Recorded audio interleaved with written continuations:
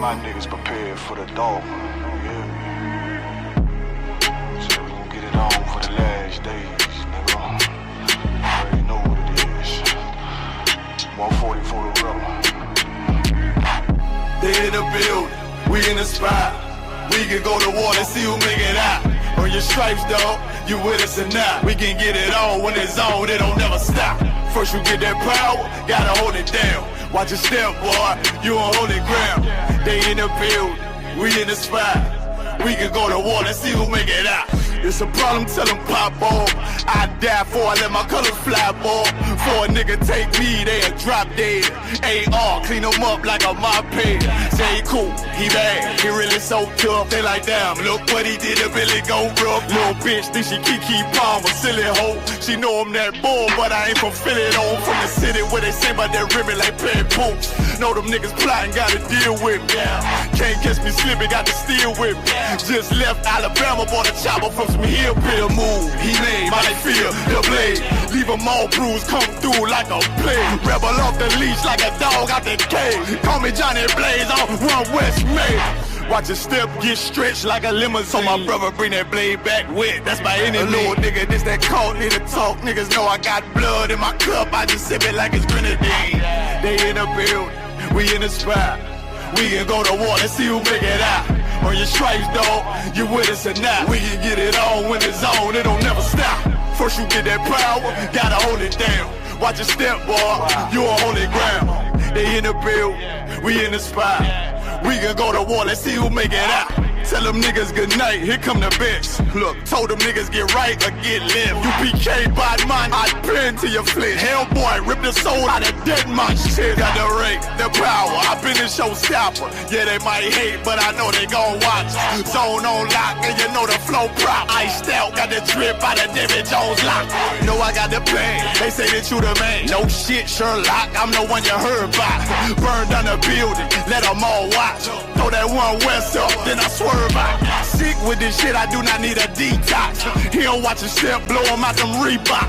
We taking over, I'm sending the word out. Can't see me, little nigga, I put you in a bird box. Look, it's One West practical, gladiator, maximal. Creep on them slow, but that Glock 5 rapid. All I want is more power, more straps to blow. Ain't got excuse for no car, he gon' have to go. They in the building, we in the spot. We can go to war and see who make it out. On your stripes, dog, you with us or not. We can get it on when it's on, it don't never stop. First you get that power, gotta hold it down. Watch your step, boy, you on holy ground. They in the building, we in the spot. We can go to war and see who make it out.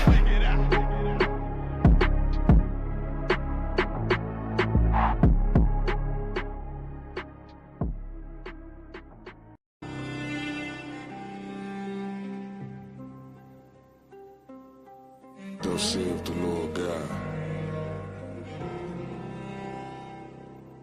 unto these bones, behold, I will cause breath to enter into you, and ye shall live.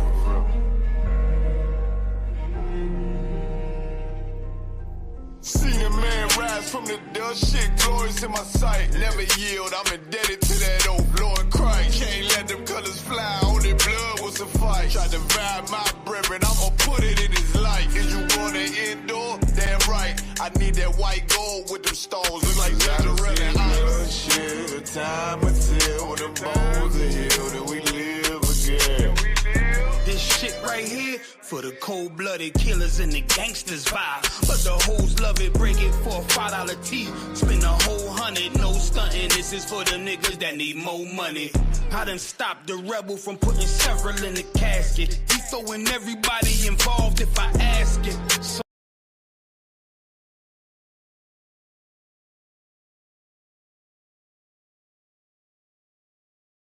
So don't make me get a word. I'm scared of what he might do. Don't make me build a nerve. Down in your lawn, feel like it's the beginning of the purge. Look, it's like I'm all out of options. Hard being a killer with a conscience. Ginger ale and ice with tequila, talking nonsense. Cause beef ain't really no beef. Till there's no more sleep, do a drill, we do a drill. Ours Mozambique, 2 to the body, 1 to the head, fuck it, on repeat. 1 West, you know them cult leaders are on the street. Seen a man rise from the dust, shit glorious in my sight. Never yield, I'm indebted to that old Lord Christ. Can't let them colors fly, only blood will suffice. Try to divide my brethren, I'ma put it in his life. Is you gonna endure? Damn right, I need that white gold with them stones. Look like Zachariah.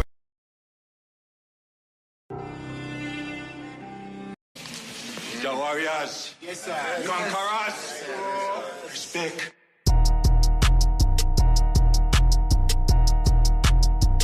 Shout out there. Hey, look, I just left Atlanta, I said I'll be back in August. The way I go to work up in this bitch, I need an office. Pussy so good, should've put it in my coffin. If he play up that Glock like back the fuck up on me, nigga. He hurt and I can see it in his face. Time to bring that bait, my shit raw. I'ma bust their head no matter what I play. I'ma take the word, you get that bread, bitch. What I say, hold a run, going undefeated just like OJ. No, I gotta keep that little rascal in case he pump fake. Shorty called me, said she need that spanker. I said, okay, I lead by example. They are not a factor. You is not a queen, ho, and we ain't the Black Panthers. 144 them, who they send to get them answers. I'm sicker than that cancer. I'm quick to get them bands. I don't know why they keep on playing with me. Who the one they said they give me? Miss Glizzy with me. Cook that beef so good, they like, who made the chili? Now they won't reconsider. Guess that I'm the one tripping. Drop the truth like Cat Williams. Come through the door like Pippi Pip. I'm always trying to flip my penny. Busy, I'ma be a minute. Get that dough like Mr. Sims. Listen, nigga, we back. Hey, look, I just left Atlanta. I said I'll be back in August. The way I go to work up in this bitch, I need an office. Pussy so good, should've put it in my coffin. If he play up that Glock like back the fuck up on me, nigga. He hurt and I can see it in his face. Time to bring that bait, my shit raw. I'ma bust their head no matter what I play. I'ma take the word, you get that bread, bitch. What I say, hold a run, going undefeated just like OJ. Niggas hate, yeah, what about it? I know about it, they can't stop it, ain't worried about it. Niggas fake, they ain't solid, no, I got it, I'm hard about it. Niggas mad, they can't take it. Niggas know they can't face me. She said, who he think he is? Right now, I look like God, baby. Standing on that block, baby. Raked up on they top, baby. Screaming, fuck the free world like Cheddar Bar. Busy man, bitch, I'm always on my job. Drop the album, got so many hits, might get a Rigo charge. See me throw that one up in the air like I'm E.T. They know they can't beat me. I can't get this game for free. Damn right, I'm U.P.K. I'll show you how to be a G. Long way from D.C. We was down in A&T. I had them triple stack pills like it's GNC. We was getting to it, but we still ain't gon' pay the fee. Who me? I was pumping gas like the BP. About to blow like TNT. Let me put my shit on D&D. Coward shit, I can't be. I'm a long way from B&E. Me and bro was laying in your shit before the B&B. The Waffle House with young, I'm staking eggs with the sweet tea. Glock out on my lap, cause I ain't going out like P&B. I just left Atlanta, I said I'll be back in August. The way I go to work up in this bitch, I need an office. Pussy so good, should've put it in my coffin. If he play up that Glock like back the fuck up on me, nigga. He hurt and I can see it in his face. Time to bring that bait, my shit raw. I'ma bust their head no matter what I play. I'ma take the word, you get that bread, bitch. What I say, hold a run, going undefeated just like OJ.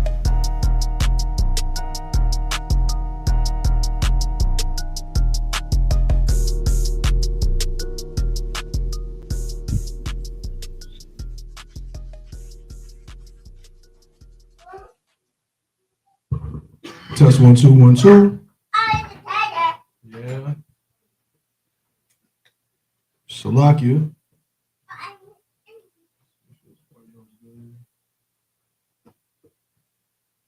Shem Shuktai coming in true clear on this end.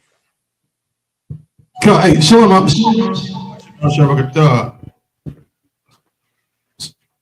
Salakia, so you want to take the class, sir? Now you to Go ahead. Go. Salakia.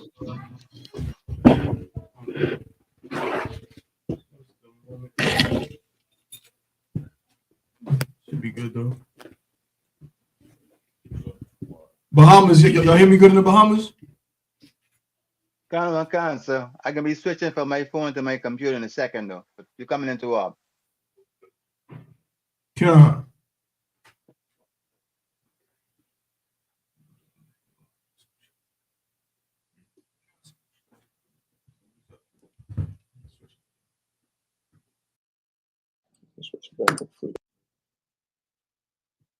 Test 1 2 1 2. We'll deal with that in just a second. I think it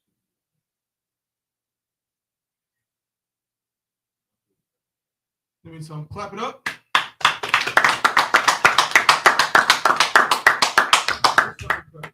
Shalom, Yahweh, Shem, Yahweh, Shabbat, Thumb, to all the brothers, Yahweh, Shamar, all the Thun, Bashim, Yahweh, Shabbat, all the sisters. It's the Israelite School of Universal Practical Knowledge, started out of 1 West, 125th Street, Harlem, New York, under Commanding General YAHANNA. It's been in operation since 1969, teaching the truth according to the Bible that so-called blacks, Hispanics, and Native American Indians are the true Jews, the true Israelites of the Bible. Of course, this is the Tuesday night Brotherhood class right here in North Carolina. Also, we got some other zones joining us. So we're in Durham, Fayetteville, Charlotte, Eastern Carolina. We're waiting for some other brothers to join us shortly. But right now, we also got Trinidad with us, Trinidad and Tobago. You know what I'm saying? Also, we got Bahamas with us. You know what I'm saying? For tonight's class, of course, I'm Officer 1000 Tabawan, holding it down until Captain of 13,000 Nayathaq Benjamin arrives. All right? Most High in Christ. Okay, we got Eastern Carolina in the building. You hear me good, Yarmak? God, yeah, shalom, okay. Shalom, Lord Christ. All right, Most High in Christ. So with that, we're gonna get right into it. All right. So again, this is the Brotherhood class. But again, if you have any questions of any kind, you can ask your questions. If you online tuning in, just post your questions in the comment section. And if I can answer them, then that's what I'll do. If not, we'll just hold it so Captain Nayathaq arrives and we'll send him the questions. Also, if you're in any of the rooms, in any of the zones, if you have questions, go ahead and raise your hand. You know what I'm saying? We'll see you.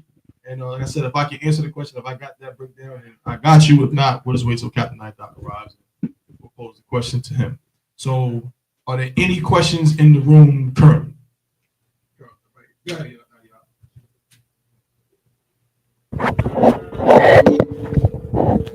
So, like, most high in Christ. So, like I said, my question is in the book of Deuteronomy, chapter 32, verse 22.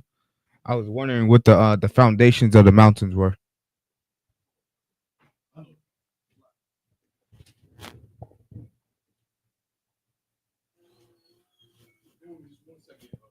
Come on, sir.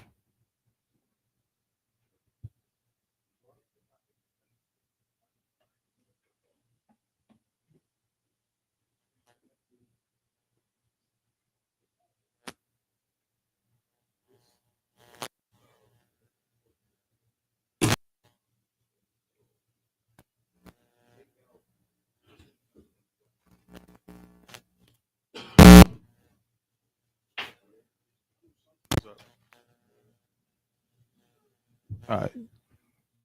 Test 1 2. Turn it up a little bit. Yeah. Test 1 2. Test 1 2. Okay, now they should be able to hear me online correctly. Test 1 2. Test 1 2. Yeah, it's a little loud, but but that's more right. It's a lot. My bad, Nadia. Could you repeat what your question is? My question is in the book of Deuteronomy, chapter 32, verse 22. All right, come on. I was wondering what the foundations of the mountains meant. Okay. Deuteronomy, chapter 22? 32, sir. 32. 32, verse 22. Okay. Read it, Baba Kushar. Come on. This is the book of Deuteronomy, chapter 32, verse 22. For a fire is kindled in mine anger, and shall burn unto the lowest hail, and shall consume the earth with her increase, and set on fire the foundations of the mountains. And so your question is, what is the foundation of a mountain? Come on, sir. Okay. Let's just to clarify, let's just jump back up a little bit just to make sure that I'm contextually in the right frame of mind to understand what we're talking about here. So jump up to verse 16. Come on, sir.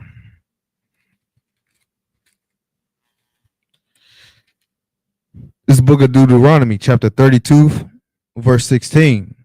They provoked him to jealousy with strange gods and abominations. Provoked they him to anger. Right. Okay. So now we see contextually what we're talking about here. Right. Who provoked the Most High to jealousy? So like I said, we Israelites did. Right, We did. right. By doing what? By going to strange gods Mhm. and with their abominations. Right. So we was worshiping strange gods just like we do here in America. Come on, come. Right, go ahead. Come on. Verse 17. They sacrificed unto devils, not to God. Right, go ahead. To gods whom they knew not. Right. The new gods that came newly up, whom your fathers feared not. Right, we sacrifice unto gods that our fathers had never even heard of, that never even existed. You know what I'm saying? Our forefathers had never heard of these gods. They never worshiped these gods. You know what I'm saying? These were new gods, right? And we were sacrificing to these gods. Go ahead. Verse 18. Of the rock that begat thee, thou art unmindful, and hast forgotten God that formed thee. Right, you forgot the Most High. Go ahead. Verse 19. And when the Lord saw it, he abhorred them. Right, go ahead. Because of the provoking of his sons and of his daughters. Verse 20. And he said, I will hide my face from them. I will see what their end shall be. What does that mean? Real quick, we're not going to sidetrack, but what is he talking about? He said, I will hide my face from them. So like I said, that he won't be with them. Like he won't protect them. Perfect. Come. Hide my face from them. That's like, you know what I'm saying? If you got a child or something and you hide your face from them, what is that? If you hide your face from your child, guess what?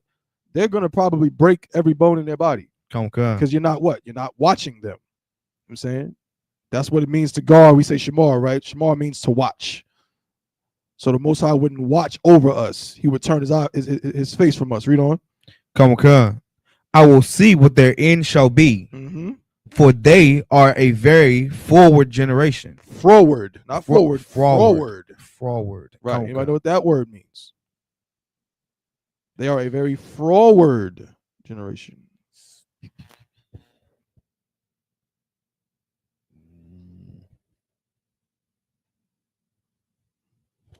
Look it up. Salak, yes, sir. Oh, go ahead, Yanazar. Is a fraud is like a troublemaker. Con. It's like being a troublemaker. Right. Con. We got a definition on it? Come, sir. I got the definition. Forward means willful or disobedient. Disobedient, right? On the definition for forward is contrary, perverse, difficult to manage, right? And the Most High said that we were what? Very forward generation. We were a forward generation. Go ahead. Children to whom is no faith. Verse 21. They have moved me to jealousy with that which is not God. They have provoked me to anger with their vanities. Right.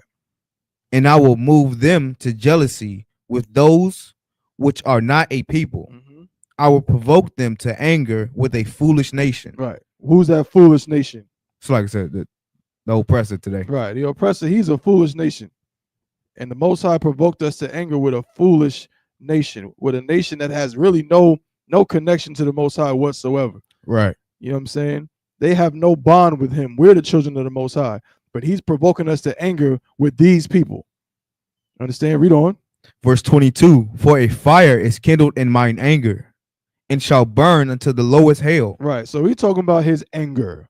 A fire is kindled in mine anger, and shall burn unto the lowest hell. Go ahead. And shall consume the earth with her increase. And shall consume the earth with her increase. But still talking about what? The Most High's anger. The kindled fire is his anger. A fire is kindled in mine anger. Go ahead. And shall consume the earth with her increase. And set on fire the foundations of the mountains. God. So as far as what exactly it means when it says foundations of the mountains, I believe that it's not literal. It's just a metaphor. You know what I'm saying? It's like, man, like from there and back. Or, you know what I'm saying? If I say, man, yo, man, pause, like, you know what I'm saying? Like, that's somebody look good from head to toe or something. It may not be actually literal. It's just showing you the degree of it. How intense of a degree to which this thing is.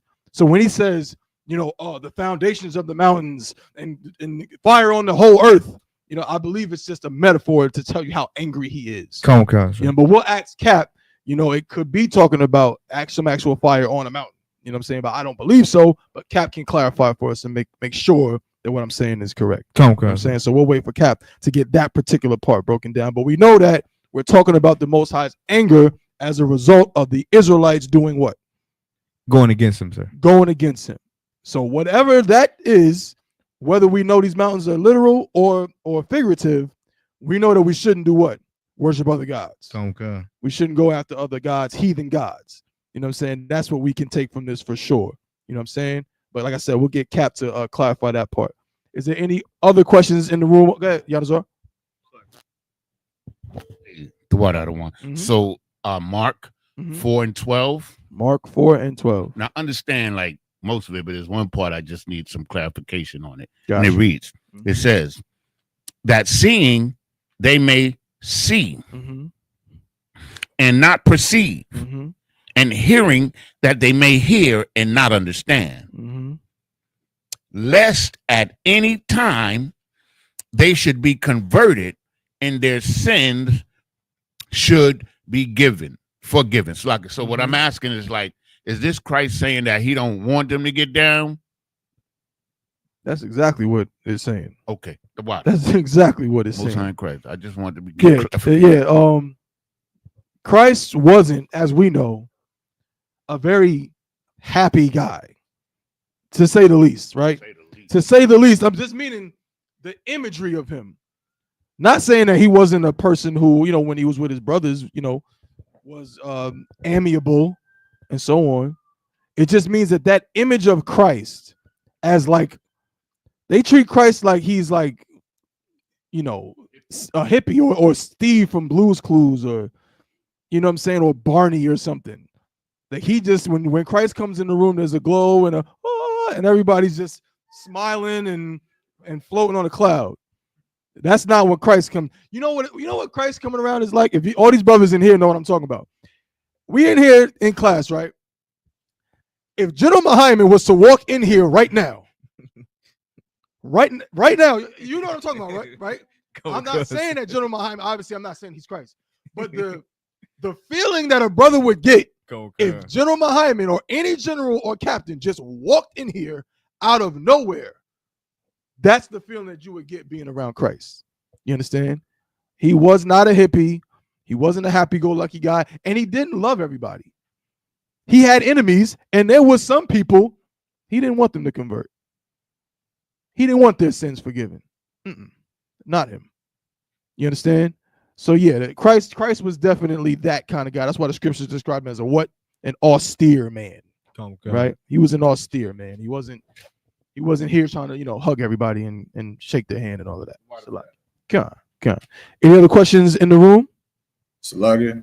Come on. If I could if I may, I wanted to add a little bit to the brother's first question with the mountains. Come on, go ahead.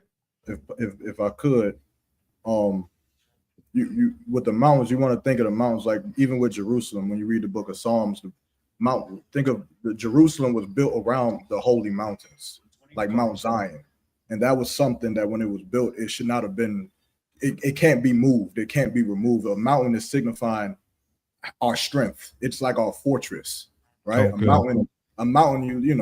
You can't move a mountain, and that is signifying our nation. So when the Lord said his fire is kindled and he gonna burn the base, the foundation of our mountain, it's talking about our people, like Jerusalem, from the bottom all the way up to the top. We're gonna lose our defense. We'll lose our fortress. We'll lose that mountain, and that's what has been happening to our people to this day. So if I could, we could still ask Cap, but no, the water. No, the water, bro. For real. Appreciate you already. Salakia. Was there any other questions in the room? Come on, cuz I have one more. No, please. It's in the book of Nahum. I was trying to get the breakdown of the fir trees. Like I understand the first verse and the second is in the book of Nahum, chapter 2, verse 3. Like I get 1 and 2. This is talking about Christ, and you said Nahum. Well, Salakia, I'll read it, sir. Salakia. Go ahead. It's the book of Nahum, chapter 2, verse 1. He that dashes in pieces is come up before thy face. Keep the motion, watch the way, make thy loins strong, fortify thy power mightily. Verse 2, for the Lord have turned away the excellency of Jacob as the excellency of Israel. For the emptiers have emptied them out and had marred, and marred that vine branches. Verse 3, the shield of his mighty men is made red. The valiant men are in scarlet. The chariots shall be with flaming torches in the day of his preparation, and the fir trees shall be terribly shaken. My question is, I don't necessarily understand the fir trees, exactly what it's referring to. What verse was that again? Verse 3, sir. Verse 3. Read 3 from the top. Come. It's the book of Nahum, chapter 2, verse 3. The shield of his mighty men is made red, and valiant men are in scarlet. The chariots shall be with flaming torches in the day of his preparation, and the fir trees shall be terribly shaken. And the fir tree shall be terribly shaken. Go ahead. That's what I was thinking. That's what I'm assuming, because that fir trees is usually talking about other nations. But I want to get that. What's that precept? What's that precept where it talks about the fir trees? Was it Isaiah 14:8? Somebody get Isaiah 14:8. No, I know that's your Nahum is your question. Oh, Salaki, my bad. Pardon me. Yeah, Isaiah 14:8 is the one, but start at verse 6. It's the book of Isaiah, chapter 14, verse 6. He who smote the people in wrath with a continual stroke, he that ruled the nations in anger and persecuted is persecuted. Is persecuted, and none hindereth. Verse 7, the whole earth is at rest and is quiet. They break forth into singing. Verse 8, yea, the fir trees rejoice at thee, and the cedars of Lebanon, saying, since thou art laid down, no feller is come up against us. Right. So the fir trees here is also talking about other nations. When it talks about fir trees, it's not talking about a literal tree. Right? Because and the cedars of Lebanon saying, since thou art laid down, no feller has come up against us. Last time I checked, why would a tree give a damn about a war? Right. Why would a tree care about somebody coming up against them? You understand? So when it talks about the fir trees and the cedars, it's talking about people. You understand? So going now, read Nahum again.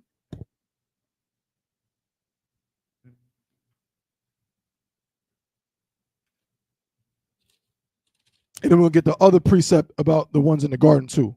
Sir. It's the book of Nahum, chapter 2, verse 3.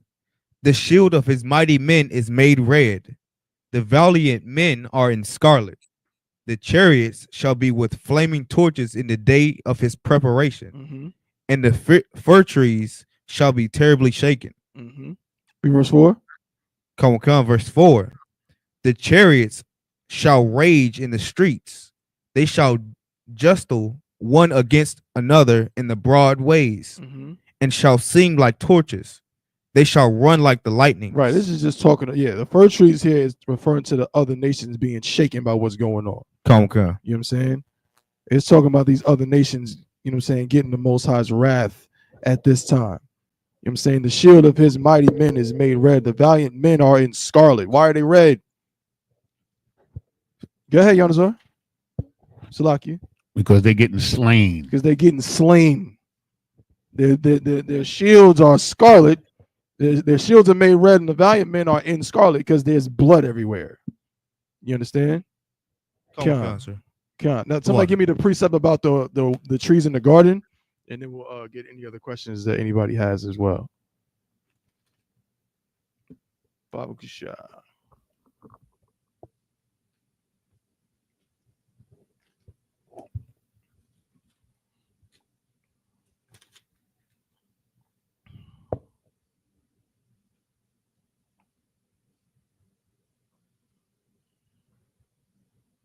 You looking for the one in Ezekiel, or are you looking for the ones in Genesis?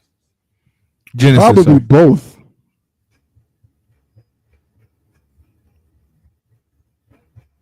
Well, I know one is Ezekiel 31. God. So somebody hold Ezekiel 31:8, and then let's get the one. You said, what was that, Yarmark, in Genesis, right? The other one is in Genesis, I think chapter 2, where it mentions the trees. Genesis chapter 2, and I'm not sure the verse right off the top of my head. God.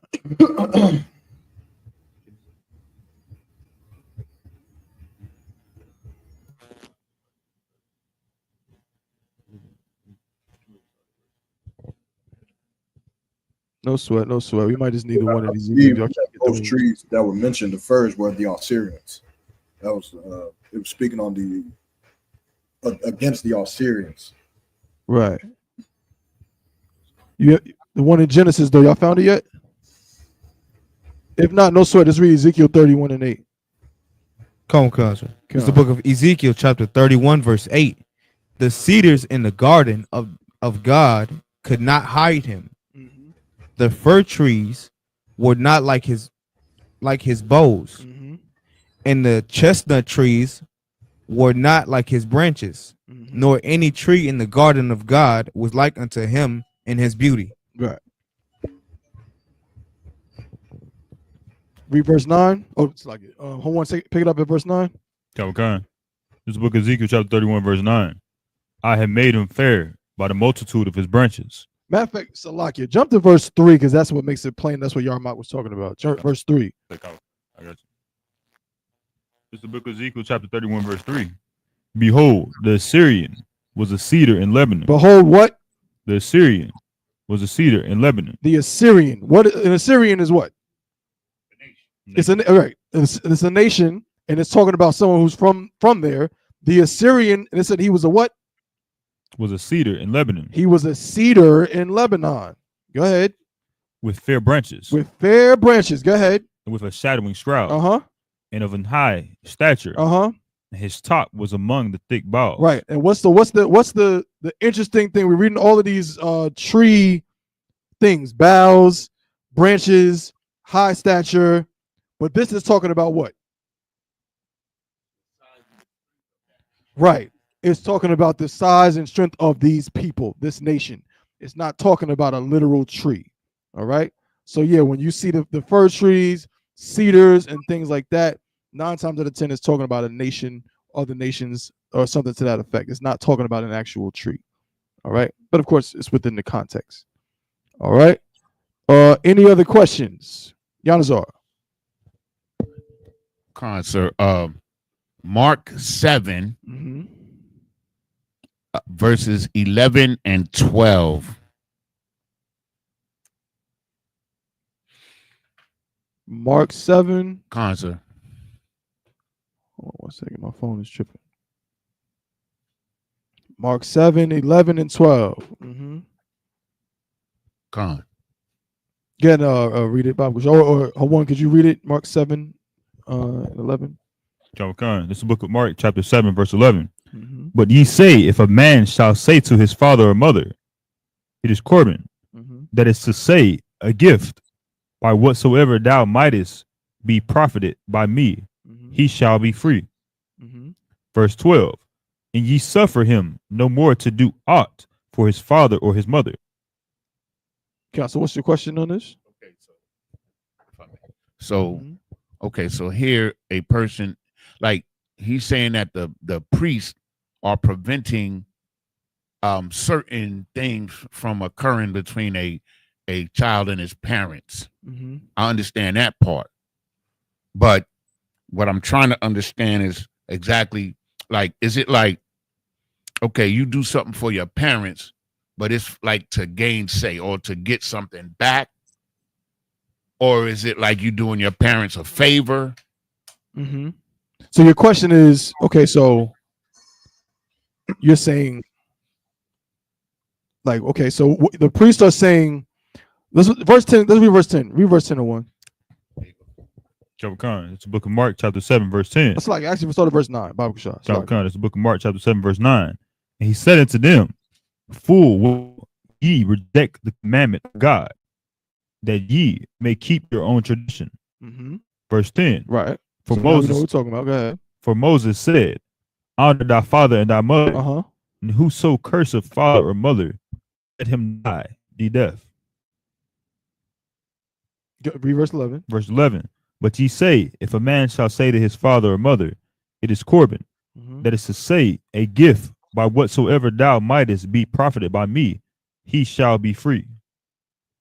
Verse 12. And ye suffer him no more to do aught for his father or his mother. Okay.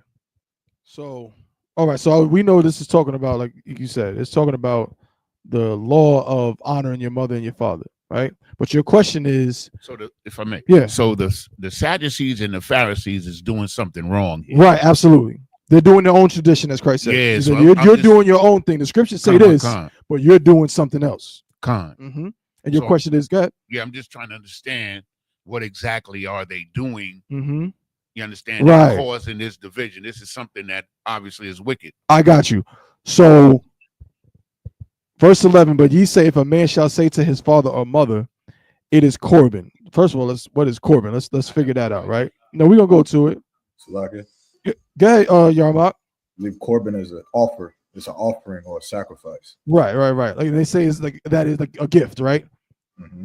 So it's a sacrifice or something, and it says, "But ye say, if a man shall say to his father or mother, it is Corban, that is to say, a gift, by whatsoever thou mightest be profited by me, he shall be free." So I've heard that. So he's saying that, okay, if you do something for your parents, like, you don't owe them anything. Sort of like, that's. I'm glad you used the word like, "oh," because I was about to have a whole brain aneurysm thinking about the word that I wanted to say. But that's basically the word. That's basically what it is. The Pharisees and Sadducees are essentially telling them, you don't owe your parents. You don't owe them. You understand? So you don't have no more obligation. Right. Exactly. That's why it says at the end, whatsoever thou mightest be profited by me, he shall be free. Verse 12, and ye suffer him no more to do aught for his mother or father. He's giving the Sadducees and Pharisees, Salakia, are giving these brothers a pass. The scriptures say, honor your mother and father, right? But the Sadducees and Pharisees are twisting things and finding their own way to tell these brothers, like, wait a minute, no. It's what you've been doing for them is a gift, man. You've been doing this and all of that, but what they do for you? Did they send you to the best schools? Did they give you a good allowance? Did they take care of you to the fullest that they said? No, man, you did more than enough for them, and now you're free. You understand? That's what the Pharisees and Sadducees were saying.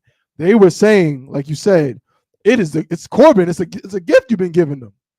You know what I'm saying? That's what this is all about. You've been giving them you've been sacrificing for them, but you're free now. You don't got to worry about them no more. They on their own. You know what I'm saying? Don't it sound like the Christian church? Now it all makes sense, right? Sound like some other people I know too. Salaki, somebody gonna say something? Salaki, if I could add on, it's heavy. Please. The ending part that they're free, they're like what the Sadducees is doing is they're very shiesty people. God. And what they're giving people is the freedom of not having to take care of their parents anymore, so that they're free to now do what? Now those donkeys and those cattle and that food that you was going to have to sell to take care of your parents, now you can sell it so you can give us the money. Right. Now you can bring the money back into the temple. You can take care of us now. You're free to do that. That's what them Sadducees and Pharisees wanted. That's what they do in the church. They don't want you to take the money that you're about to put in that bucket to give it to your sick grandmother or your sick mother. Right. For your mother. That's yeah. You don't have to honor your mother, your father. Take that $20 and put it in this bucket. Because that's right. This is who you should honor. The Pharisees wanted you to honor them and not honor your parents. Right. Damn right. And let's read verse 13 real quick. Read verse 13. Bring what Overseer Yarmak said home perfectly. This is the book of Mark, chapter 7, verse 13. making the word of God of none effect through your tradition. Through whose tradition? Through your tradition. No, God's tradition. Through your tradition. The Most High's tradition. Through your tradition. It's the Pharisees and Sadducees. That's your tradition. You came up with that. You decided that that's how it's going to be. This is not the word of the Most High. This is not the will of the Father. This is something that you came up with. Read on. Which ye have delivered. And many such like things do you. And many such like things do ye. Many such things you come up with for yourself. You know what I'm saying? To go against who? To go against the Most High at the end of the day. But yet this is the worst part about it. And you're supposed to be the what? The Pharisees and Sadducees are what? They're in the seat of the priesthood. You're supposed to be the one representing the Most High. Salaki.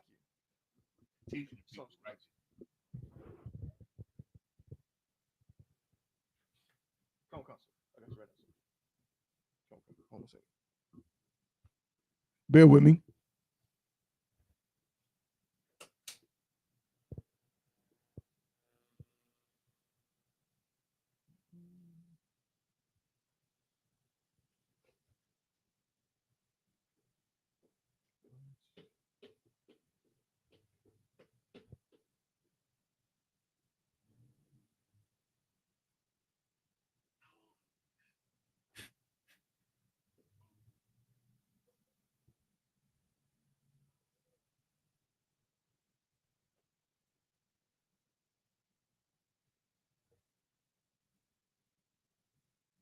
Come on, sir. As soon as you, sir. Come on, sir.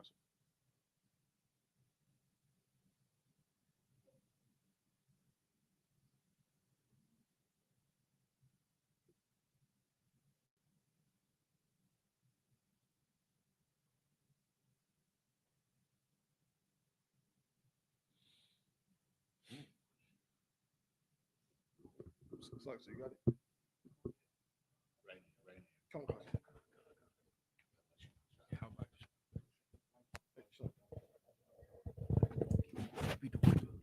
Salakia. And with that, I'm going to pass the class over to priest and captain of 13,000, Nayathaq Banyami. Shalom. Shalom, warriors. Shalom, Aquatia. How y'all doing? Shalom, sir. Good? All right, where we at? All right, I know I have some precepts to go over here. All right. Any questions before I start? Salaki. Come on. You got it. I would say you had one question online. Mm-hmm. This is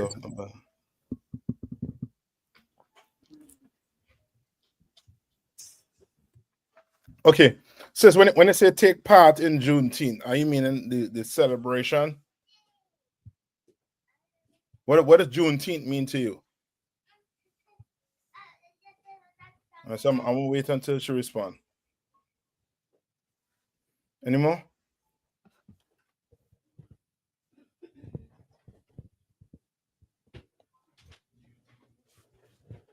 All right. Let's go to Proverbs 22:1. Let's start there. All right.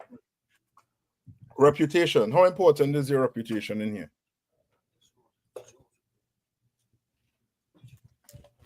It's everything, sir. Means what? Everything. Means everything. When they say means everything, give me a little more. Like your reputation is like your reputation is one thing that's is very, it's the hardest thing to build, but it's easy to break, to destroy.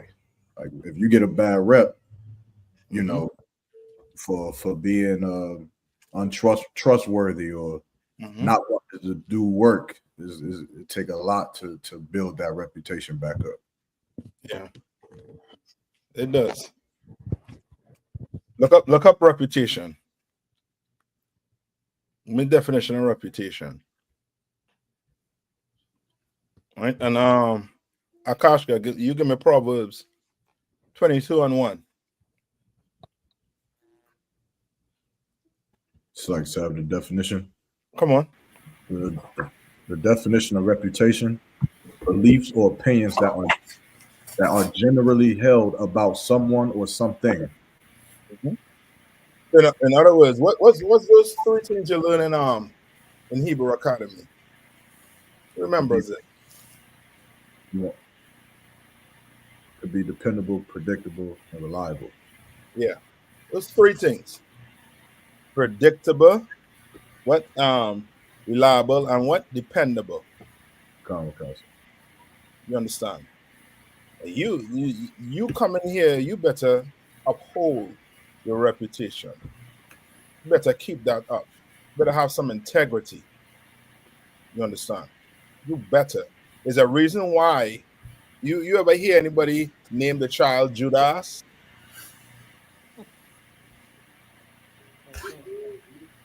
No, you never. Why? Because of the reputation. You ever hear a woman naming her daughter Jezebel? Those are two names, you know what I mean, you'll never hear being reused on the earth. Salaki, sir. Come on. If I could, I'm not going against what you're saying, but I did go to elementary school with a black kid named Esau. Well, I did. Salaki. No, I understand. I understand that one. Yeah, it's random, it's rare, but I know what you're saying, sir. Salaki. Yeah, I'm talking about Judas. You ever hear anybody name the child Judas? I have never heard of a kid named Judas, sir. Salaki. No, I haven't. Salaki. Uh-huh. So like I worked with a guy named Judas, but to be honest, everybody treated him like Judas, if that make any sense. Like they treated him like he was a thief. They treated him like a criminal, but his name was Judas. Light-skinned dude, long braids. Like I said, but that's an awkward name to have. So I understand what you're saying. But like I said, that name preceded him. Like when they were like, "Oh yeah, Judas over here," it was like, "I'm gonna go the other way," and so on. But yeah. So like, just your reputation. You don't want to have that stain. You understand? Come on. If I could I ask? Now, this is something I've heard, but I'm gonna ask you. You know, if in a way, does reputation super? How can I put it? This is what this is what I heard that was said. I just say it like that. Sometimes reputation supersedes, it's more important than rank. They weren't saying like you can tell a person what to do that outranks you because you have a good rep, but they were saying rank. They were pretty much saying rank come and go. Yeah, but reputation is. Yes, that's something you want to have in here. You have a reputation here. You have that reputation in here. Rank is going to come. It's going to come. Remember, what is rank for? What's rank for? Order. Yeah, it's for order. You understand? Rank is for order. At the end of the day, we all brothers. You understand? At the end of the day, I can't take advantage of you because I'm over you. You can't take advantage of a brother because you're over a brother. Oh God. You'll be dealt with in here. We take that very serious. Your reputation, we take it very serious in here. You understand? Right?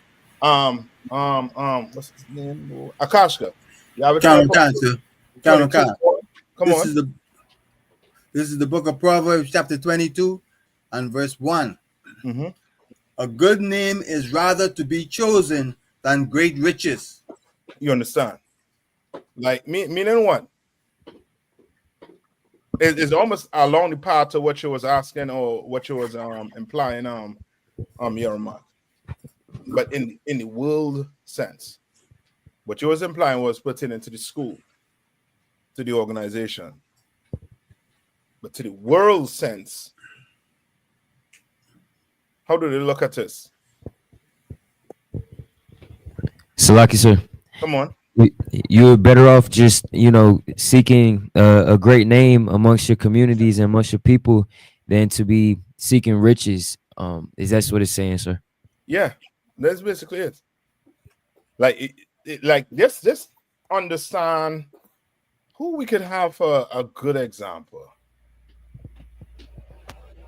Who we have for a good example? Shannon Sharp. He's the most pressing one right now. Salakia, sir. Come on, sis. I was just thinking of Diddy, because he just Diddy? started his Yes. trial. Yes, his money covered up his reputation for years. That's it. He been crazy the whole time. Yeah, that's it. Like you like America teaches us to do what? Choose what? Money, sir. Yes, money over your reputation. You understand? Like that's like the mayor of New York, right? Like you don't want to be that. Come on. If I could, I forget the brother's name. Thabawan might know. Stacy off of the Wood. He's a good actor in my eyes, but he kind of got DeAndre Bonds.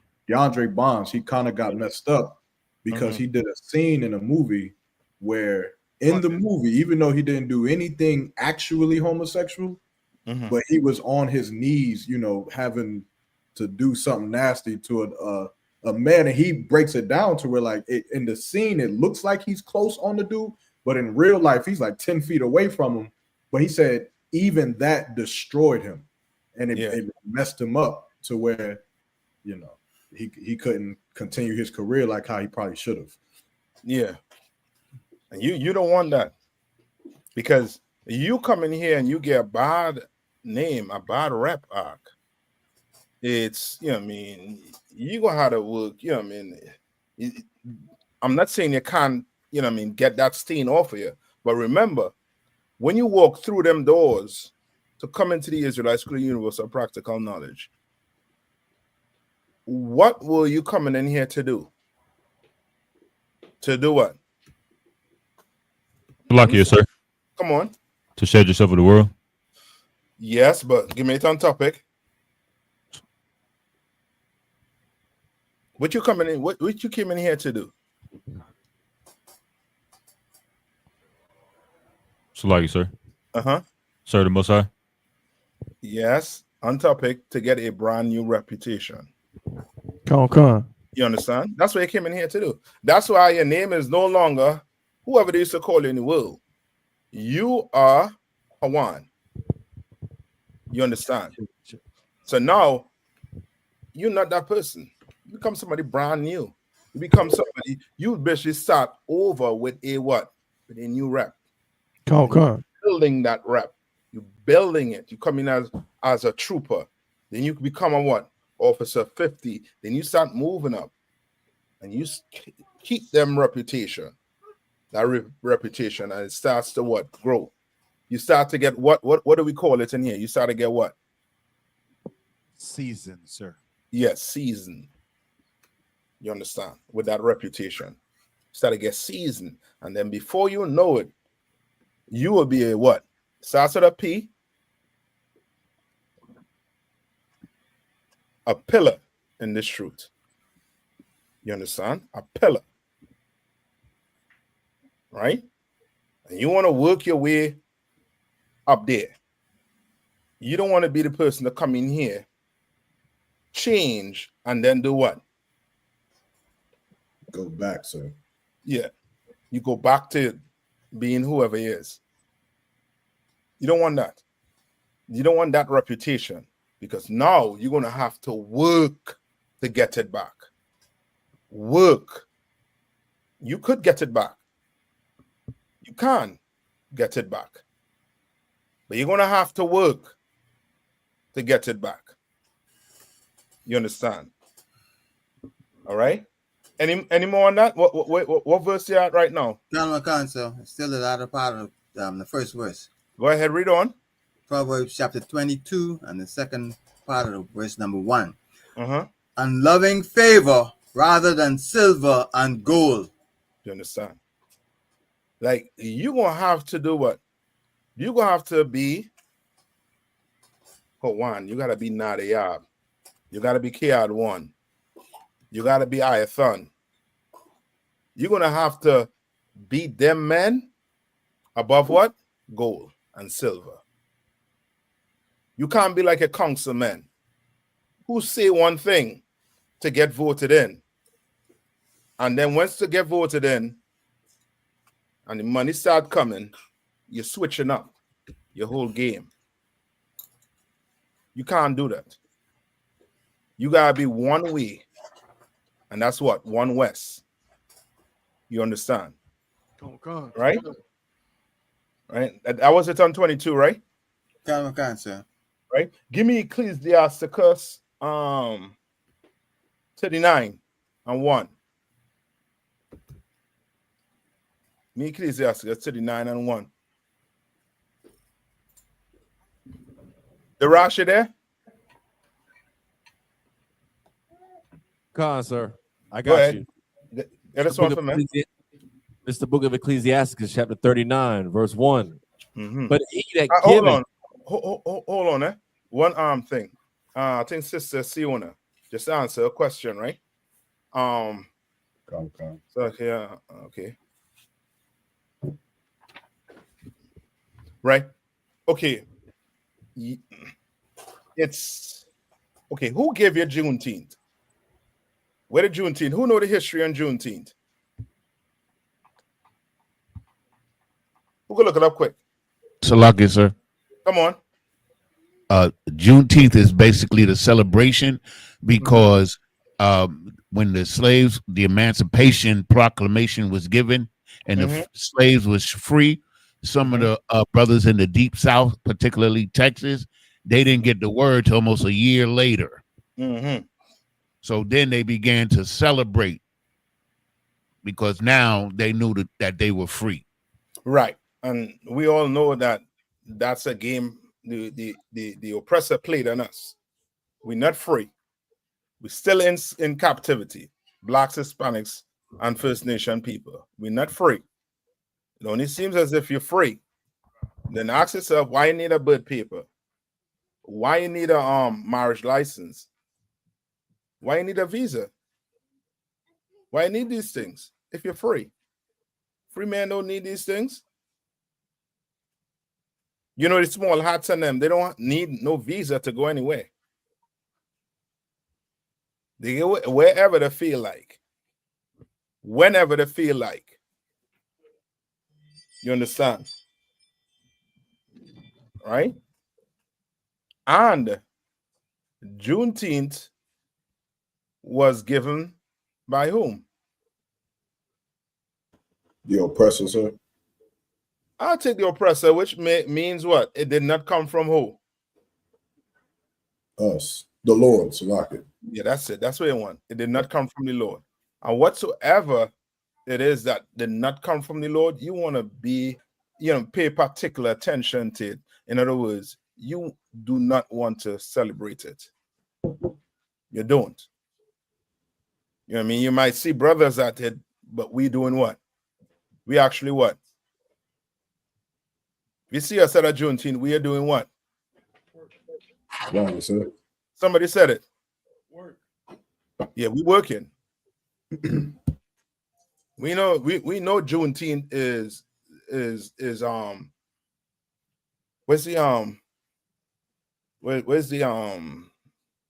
the none? We know it's BS. They put it like that. We know it's total BS. And we are going there to try and do what? Pull our brothers and sisters from what? The BS. You understand? We're working. We celebrate what the Lord told us to celebrate, and that's in the Bible. You understand? These days, all these other days, Juneteenth, July 4th, Halloween, Valentine's Day, all these Christmas, all these holidays that were created by man, we don't celebrate. You understand? Sir. All right. So like, come on. Also, the sister was asking about like Cinco de Mayo, like those days that's kind of celebrating you know, them overcoming the French or the Haitians rebelling against the French. Those days, though they shouldn't be celebrated as holidays, would it be wrong to go to the bar and fish? No. What you just said, just answer the question. If you're going there to fish, then you're going there to fish. But if you know you're going there to have a drink and say, yeah, Salaki, you know, yeah, I mean, you fully in the spirit of Cinco de Mayo. Okay. Yeah, I mean, and the Lord hates it. Give me the scripture. I think it's Amos 5 and 21. Right? Because what day we don't celebrate? And it was our actual freedom. The Passover. Yeah. Yeah, them people that Cinco de Mayo on Juneteenth, they not at Passover. When the Lord destroy the Africans, like literally give you freedom. That's freedom. Your enemy was at the bottom of the Red Sea, when the Lord finished with them. That's actual freedom. So, like I said, I have that scripture when you're ready. Come on. Amos chapter 5 and verse 21. I despise your feast days. Right. The Lord saying, I hate. I hate. You, for you Christians, hate is not in the Bible. The Lord don't hate. When the Lord vomiting on that pork you eating, all that, you know what I mean? You know what I mean? All the abomination, all those holidays you're celebrating, the Lord his back is turned to you. That's why somebody getting unalive at every family reunion on July 4th. You understand? Because the Lord back is turned. He's not with that. Read on.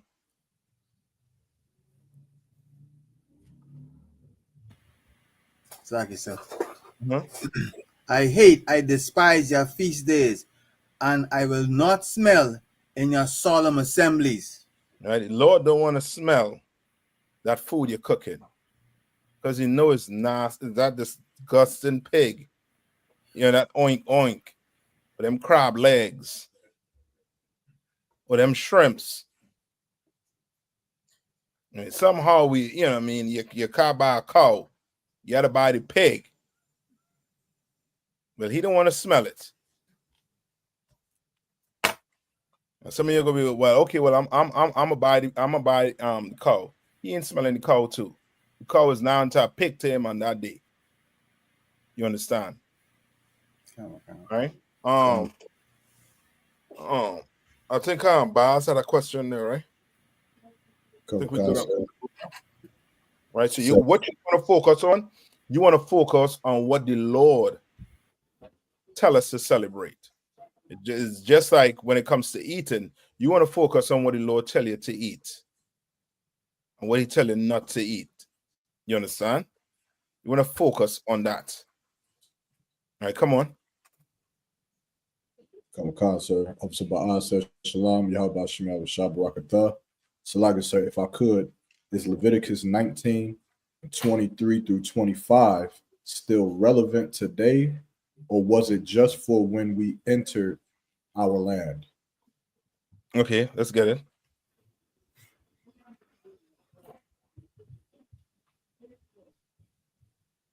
Let's get it. Let's pull it. Pull it and see. I could give you a short answer. Salaki, sir, I got it. Come on.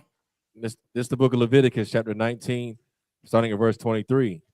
And when ye shall come into the land, and shall have planted all manner of trees for food, then ye shall count the fruit thereof as uncircumcised. 3 years shall it be as uncircumcised unto you. It shall not be eaten of. That's it? Verse 25. There's verse 24. I was at 23. Want me to just read the 25? Yeah, read 24. Come on. But in the 4th year, all the fruit thereof shall be holy to praise the Lord withal. Verse 25. And in the 5th year shall ye eat of the fruit thereof, that it may yield unto you the increase thereof. Right. So this is it. Read verse that verse 24. I went to verse 25. Okay. What basically it sounds like this has to do with us planting, right? Which is, you know, I mean, husbandry, right? Has to deal with that. Now, okay. The short answer is this Bible. How to put it? This Bible that you're reading, it's relevant 2,000 years ago, just like it's relevant to what? To today. You understand? Right? Now, do we still sacrifice?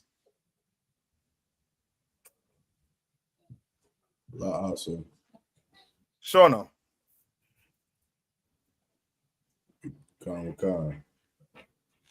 Do we? Nah, sir. But so like, unless you mean sacrifice ourselves. That's exactly what I'm talking about. So, it's relevant, just like it's relevant to what? Today. Remember, Christ said what? What Christ said in the New Testament? The what? The laws are what? Not done away with. Yeah. You the sacrifice now. Right? Christ was the ultimate sacrifice. Christ was what?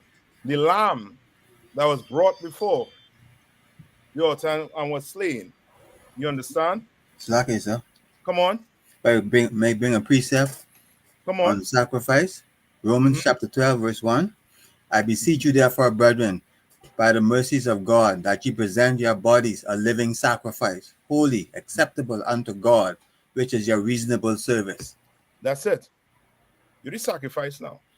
Everything you're reading about. Remember, this, okay, the Christians, the way the Christians read it, it's as if what? How do the Christians view the Bible? How do Christians view the Bible? Literal, sir. Literal, but give me more on topic. Because remember, Baaz asks a question, right? Read the question one more time. So Shalom, Yabashim, Shabbat. So like I said, if I could, is Leviticus 19 and 23 through 25 still relevant today? Or was it just for when we enter our land? Right. Right?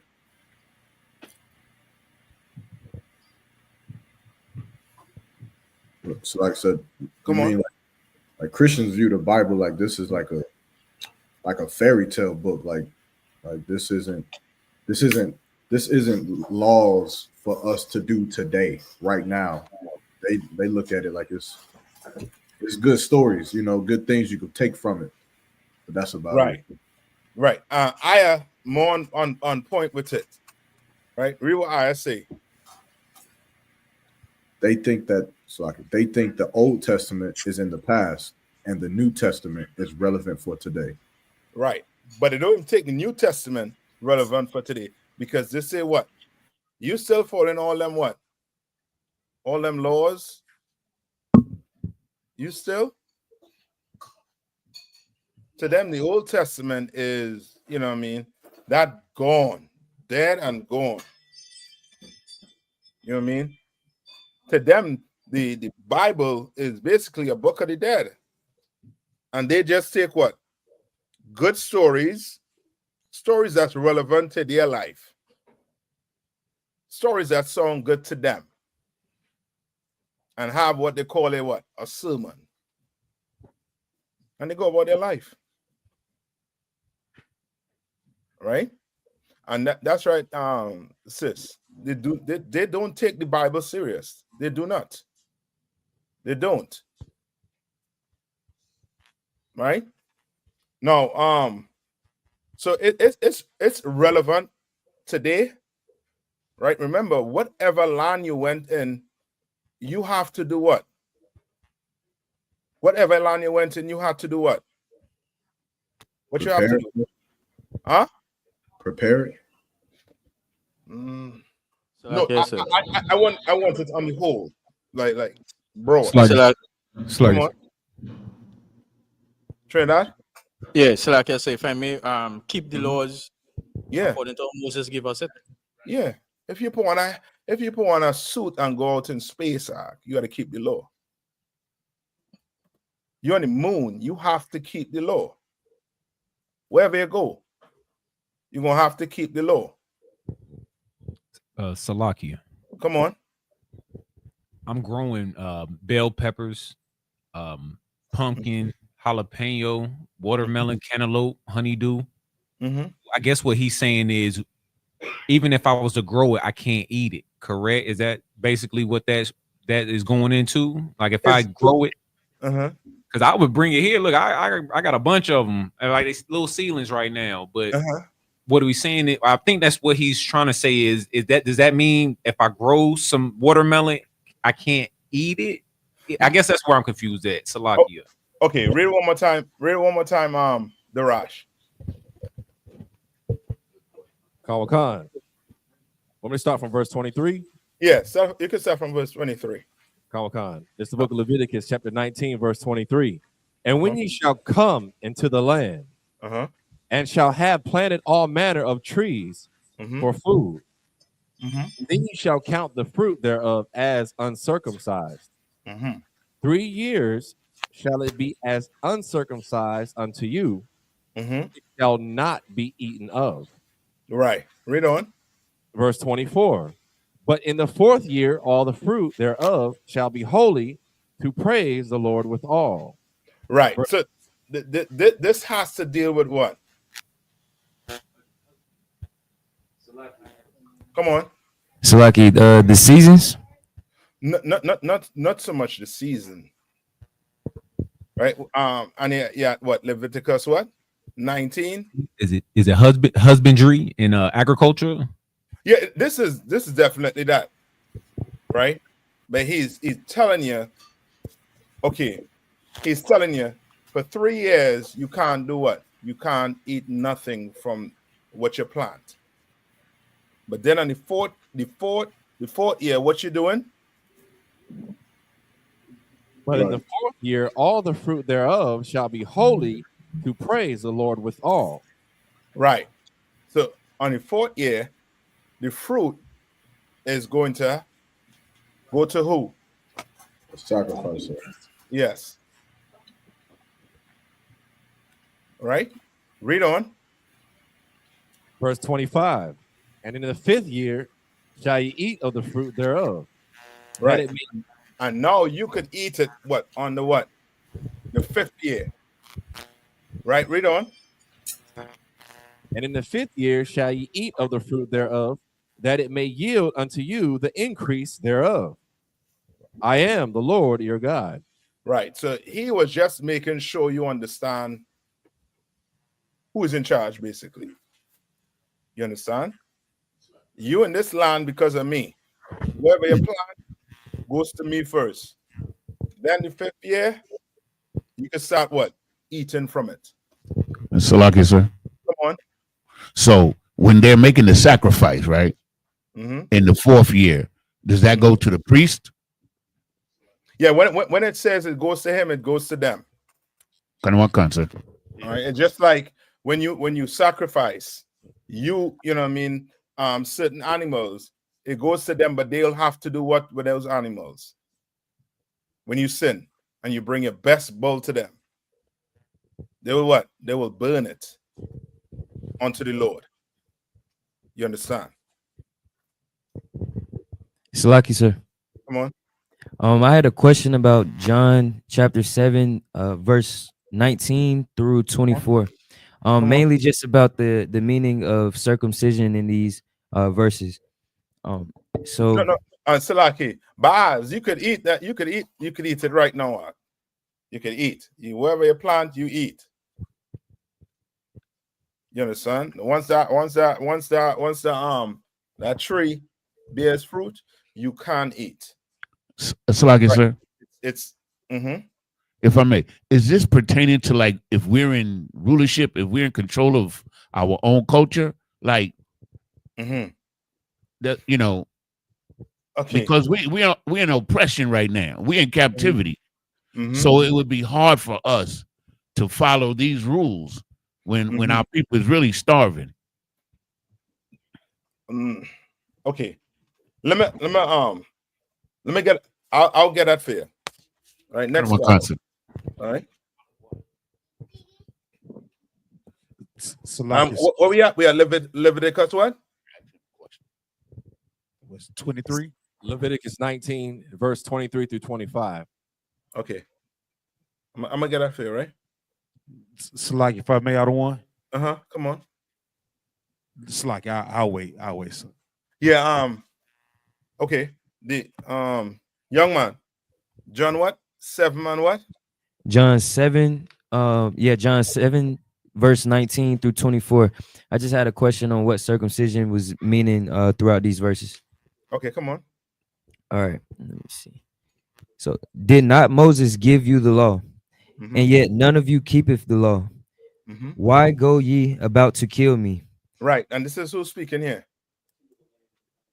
Christ. Yeah, it's Christ. Christ was speaking to these slimy bastards. You know, the Sadducees, the Pharisees. One of them slimy bastards he was talking to. Okay. Right? Now read on. So like the people answered and said, Thou hast a devil who goeth about to kill thee. So they're asking what? They're asking Christ a question. Right? Thou hast a devil that what? That goeth. Who goeth about to kill thee. Right. He asked him a question. Now let's see what Christ gonna say. Read on. Jesus answered and said unto them, I have done one work, and yea, all marvel. Moses therefore gave unto you circumcision, not because it is of Moses, but of the fathers. Right. And yea, so what circumcision did Moses give them? The work that he had did, which they all had basically praised. No, correct? okay. No. What circumcision did Moses give them? Meaning give the children of Israel. It's like it was the physical sacrifice, sir? No, circumcision. Yeah, it's like it. Physical circumcision. Yes. Come on. So like in flesh. Come on. So in this standpoint, like right here, like what exactly does circumcision mean? That circumcision is the circumcision in the flesh. That's what Christ's talking about. That's what Moses gave them. Right here. So like I said, come on. If I could, so like, I think he asked like the circumcision of their rod, like. Oh, okay. Yes, Yeah. that is exactly what. It's like the definition in this instance right here, like the literal definition of circumcision right here. Yeah, is the circumcision of your rod. Oh, okay. Yes, Salakia. I'm saying it. I didn't know exactly what they were saying. Like circumcision is, but Salaki to what Yeremot. Okay. Yes, that's a circumcision of the flesh, circumcision of a male child. Okay, I got you now. I got you now. Right. And, so read on. And yea on the Sabbath day circumcise a man. Now one more question right here. Why on the Sabbath day? And why on the Sabbath day? Yep. Okay. He is saying, yeah, on the Sabbath day, circumcise a man. Why? Why is he saying on the Sabbath day? Is that because that was the day of rest? Okay, not so much.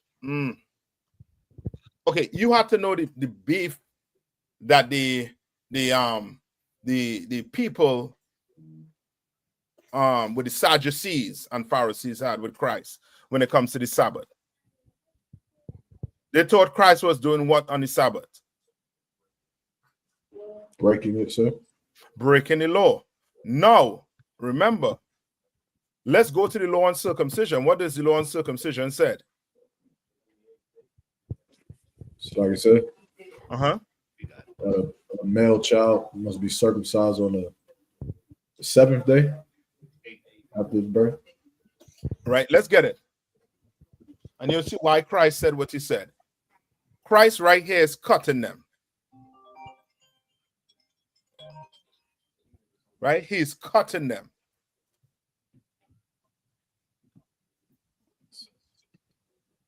So like the other one. Uh-huh. If I may, back to the if I may, back to the previous question that Bahaz had asked about the land and stuff like that.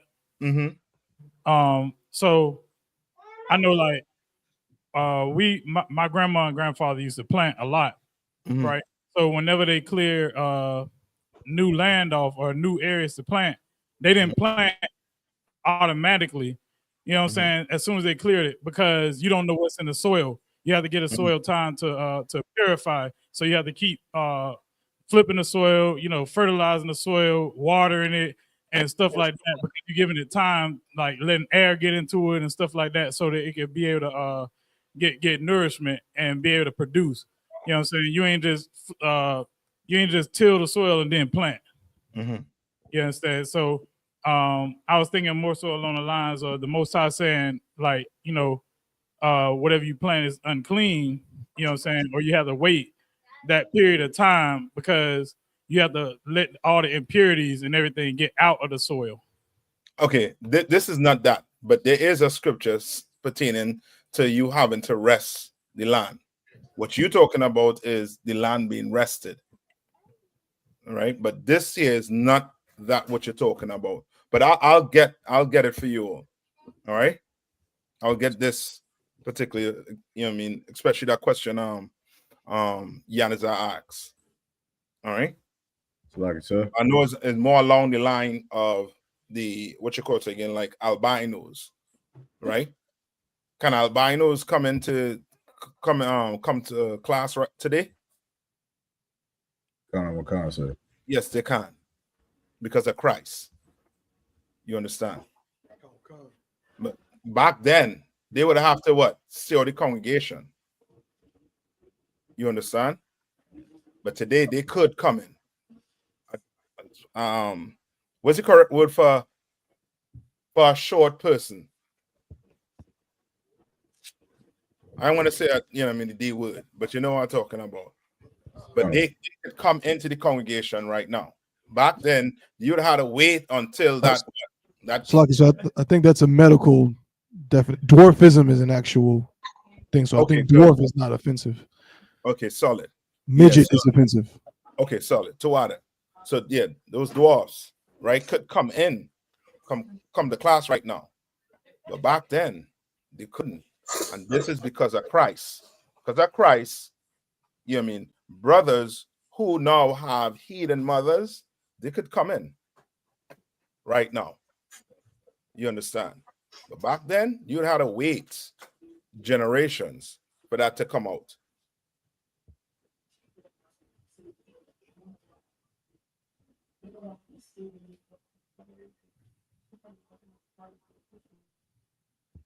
All right.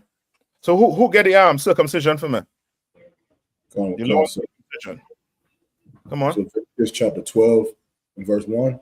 It says, and the Lord spake unto Moses, saying, Speak unto the children of Israel, saying, if a woman have conceived seed and born a man child, then she shall be unclean 7 days, according to the days of the separation. For her infirmity shall she be unclean. Verse 3. And in the 8th day, Salakia, the flesh of his foreskin shall be circumcised. So now, if that child was born, say, on Thursday, right? Sundown. What would have to happen to that child?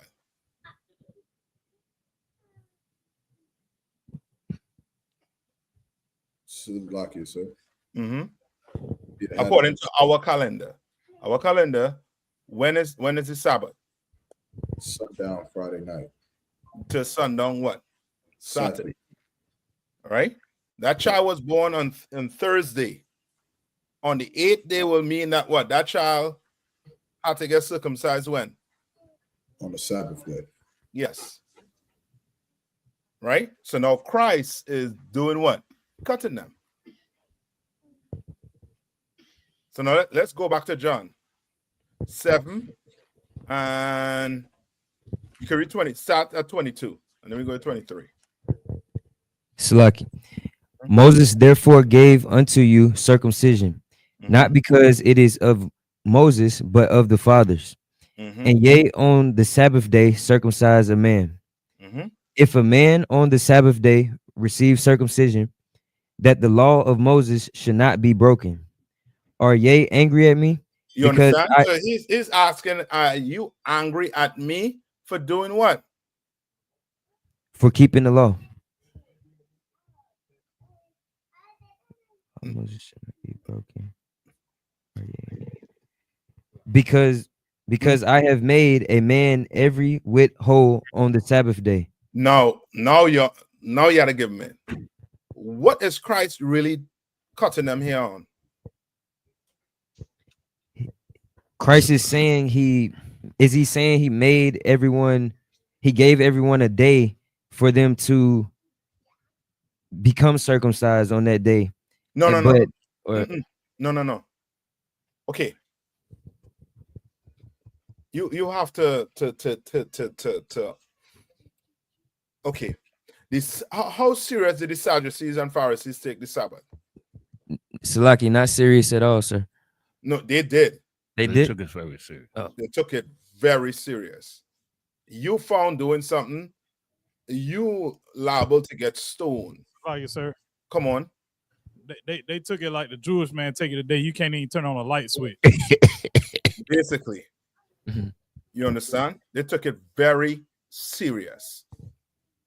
And now Christ is cutting them, because to do the circumcision, you have to what? Cut the flesh of that baby, which means it's what? It's work. It's work they have to do. So you saying, so Christ is saying what? Read verse 23 again.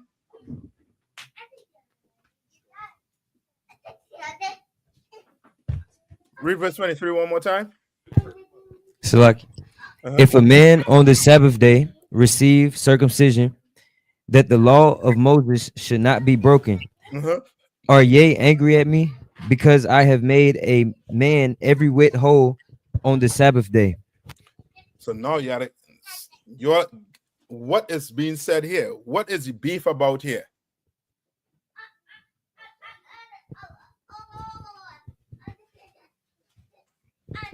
Like I said, come on. Is it because Christ was teaching?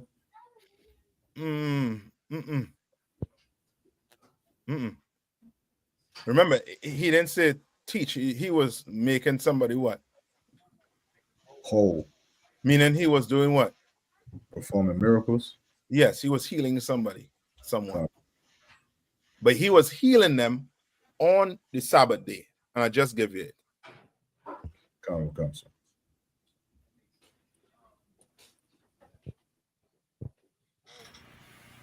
Anybody? Silake, so if I may. So he was saying the fact that if Moses' law allow you to circumcise on the eighth day, which could be the Sabbath, and you actually did work, how are they accusing him for actually not doing work on the Sabbath when he didn't physically do nothing? He just perform a miracle. He did something. But I mean, he did it. He did something, but it wasn't as work. Like they actually worked on the Sabbath. And you don't want to get caught up with that, because the boat work. Boat work. What you have? Come on, sir. Christ basically that tell them, say by them own, you know what I mean, by them own standard, them are do work too. You know That's what I mean? it. So if him do his work, with them do our work. So That is it. He was basically calling them hypocrites. You understand? He was calling them hypocrites because they're doing work. But now when Christ go and heal someone on the Sabbath, you want to accuse him of doing what? Breaking the Sabbath. It's like today, what do these fake Israelite groups say? We're not supposed to be doing what? Work on what? On the Sabbath. You can't have sex. You can't what? You can't eat. Or I should say can't eat. You can't cook. Come. You can't go to camp. Right? These were these fake Israelite groups saying, and this is what the Sadducees and Pharisees was trying to get Christ to do, not work on the Sabbath. But then Christ said what? Give me what Christ says Sabbath. Where he says Sabbath was made for man, not man for the Sabbath. All right. So this circumcision is the circumcision of a male child foreskin being cut. Right? Now, Christ is using this as an example to show these hypocrites that they are actual hypocrites. To show these Israelites, these Sadducees and Pharisees, that they're hypocrites. You are working on the Sabbath. I can't work on the Sabbath too. I can't do it. All right. Who got it for me? So like it says, Mark chapter 2, verse 27. I know. Young man, read verse 24. Whole way at Yerma. Young man, read verse 24. It's like it, sir. Judge not according to the appearance, but judge righteousness. No, judge righteous judgment. That's it. You understand? Christ is cutting them to the core. Like they want to judge Christ for doing what? For being righteous on the Sabbath. They want to judge him. Meaning what? They want to put him to death. Remember, they was always seeking to do what? To stone Christ. You understand? Just like the unalive Stephen. They were trying to do it. And they couldn't. Because Christ knew the law. And he understood it. He understands the spirit behind it. He understands it fully. And this is one of the laws that he understands fully. The Sabbath day. Now read. Select. Hold on, young man. I thought you were saying continue reading from 25, but no. Yeah, no. We're going to the other scripture now to show where Christ said what he said about the Sabbath. Come on. It's the book of Mark, chapter 2, verse 27. And he said unto them, the Sabbath was made for man. The Sabbath was what? Made for man. Read on. And not man for the Sabbath. Meaning what? Like I said. Come on. This day of rest is for us. It's for us to rest. Meaning what? Do you have to rest? Do you have to lay out? Sir. No, you can do whatever you want on the Sabbath. Sabbath was made for who? For you. For man. For man. Yeah. That don't mean you can't cook. You can't go to the store. You can't, you know what I mean, be in the bedroom with your woman. That don't mean that. Does not mean that. Right. Any more to that, Yermak? Well, sir. Okay, good. Anything else?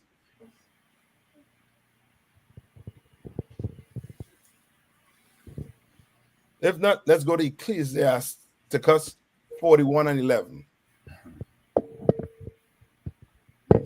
Ecclesiasticus 41 and 11.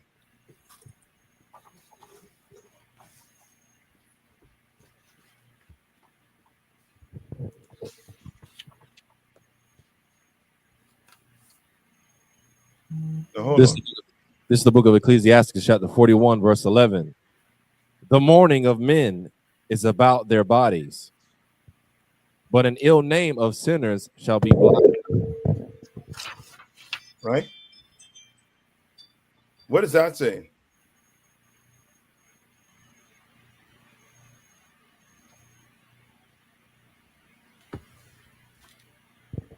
Slag it, sir. Mm-hmm. It's just saying that you know, when men die, you know, we mourn them, we think about them, but remember them. But you know, a sinner, you know what I'm saying, that's somebody you forget about, you don't even regard. That's it, basically. You understand? An ill name is somebody who has what? A bad reputation.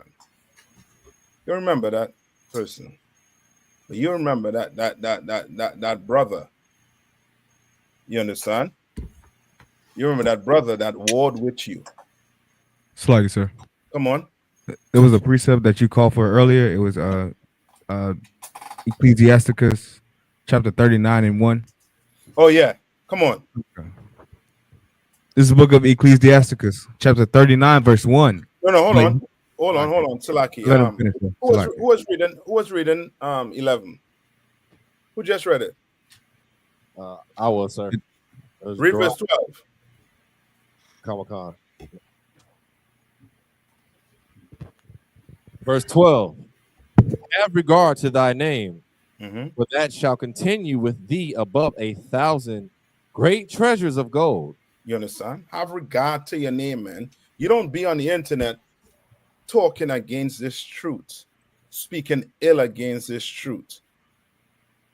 Man or woman, you don't be on the internet doing these things. You understand? You don't want to do that. You don't want to be in here and somebody, always have to take you to counsel because you don't, your integrity is, is about this much. Your morals are about this much. You understand? You want to have regard for your name. You understand? It have protocols in the school. What should you do? It's like it, sir. Come on. Follow them. Follow them. Let's follow them. You understand? Just follow it. The laws in these Bibles you're supposed to follow. Just follow it. You're having problems, following it. You're having issues. Pick the phone up and call somebody, man. You're going to help each other in this. Read on. Verse 13. No, sorry. Now we go to no, yeah, you can read 13. Sorry. Go down, read 13. Comic-Con. A good life hath few. Salakia, a good life hath but few days. Right, a good life have but few days. You're here for a short time, Anakwa. For a real short time. Read on. But a good name endureth forever. You want them, when you pass one arc, you want to have what? What you want to have? You want to have, come on. I was going to say a good reputation, sir. Yeah, but what you want when you pass on, you want kids to be called Nayathaq. Come on. You want young boys, you want young fathers calling their sons Nayathaq. You understand? Come on, sir. Your woman, you want, daughters being called by your name. You understand? Because of your good reputation that you left behind. Right? Read on. Verse 14. My children. I think that's it.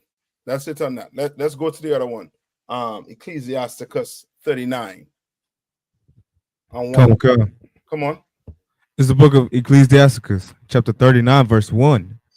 But he that giveth his mind to the law of the Most High and is occupied in meditation thereof will seek out the wisdom of all the ancient and be occupied in prophecies. Right? What is that saying?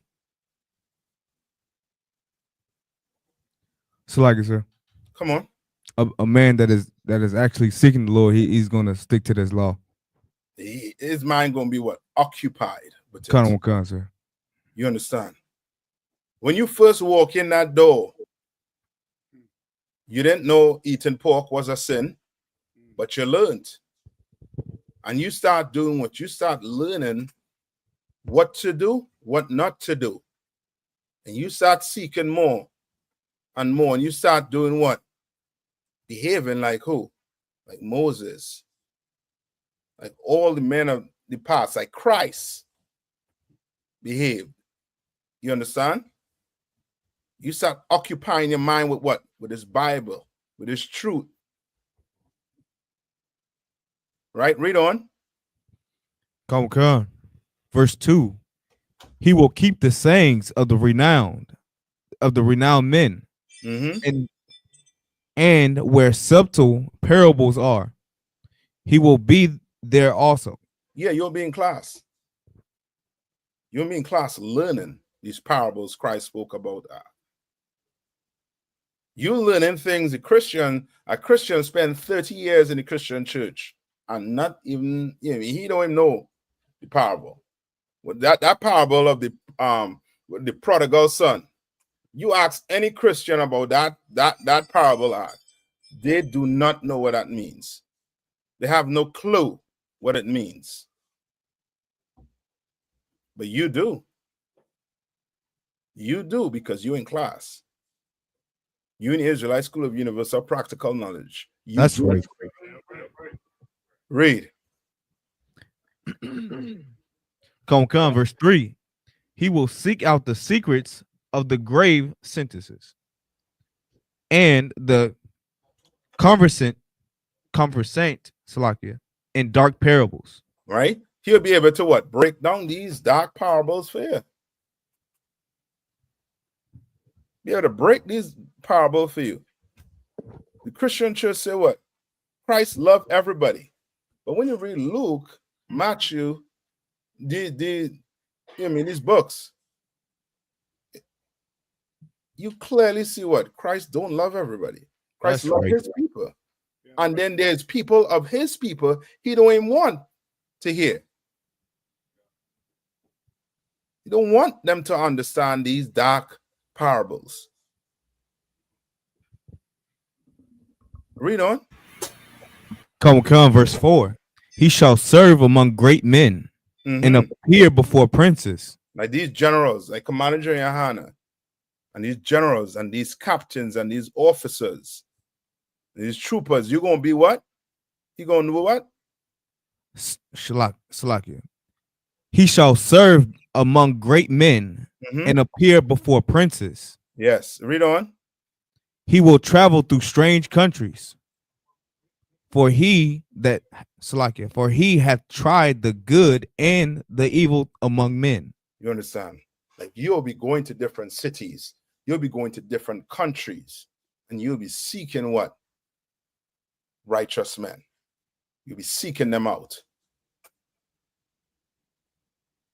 You're going to be trying the good and the evil among men. And you're going to take the one that's what? That is righteous. You understand? Read. Come on, verse 5. He will give his heart to resort early to the Lord that made him, and will pray before the Most High, and will open his mouth in prayer and make supplication for his sins. You understand? This is somebody who is doing what? This brother here is doing what? He's seeking a what? What is this brother seeking here? From verse 1. What is he seeking? Salakia, sir. Come on. Is it righteousness? Salakia, I say no. Salakia, Come on. Sir. A good name, sir. Good reputation. That's it. I thought you was going to say that. Sir. What you was going to say? Oh, Salakia, I was going to say, he's seeking out wisdom and upholding his reputation. Yes. You correct too. All you are correct, but are looking for that reputation. He is seeking a good reputation. That's what you're looking out for. You understand? You come in here, you're going to have to do what? You're going to have to change. You can't come in here Joe Blow and stay as Joe Blow. You understand? You can't come in here like Joe Grind and stay as Joe Grind. That ain't going to work in here. You understand? Right? Now come to Proverbs 20 and 11. Proverbs 20 and 11.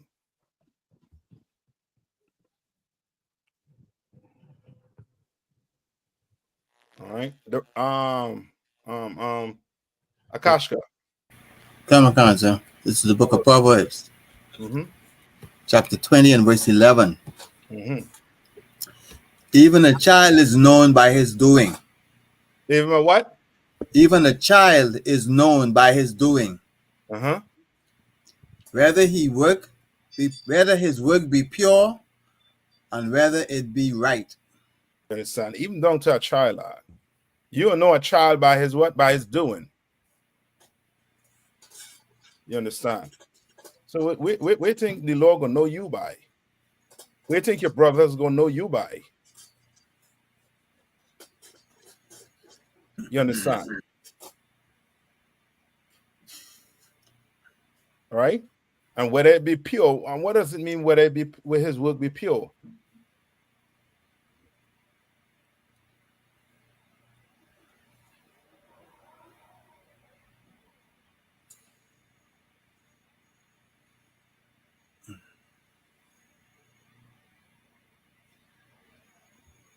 So like I said, I mean.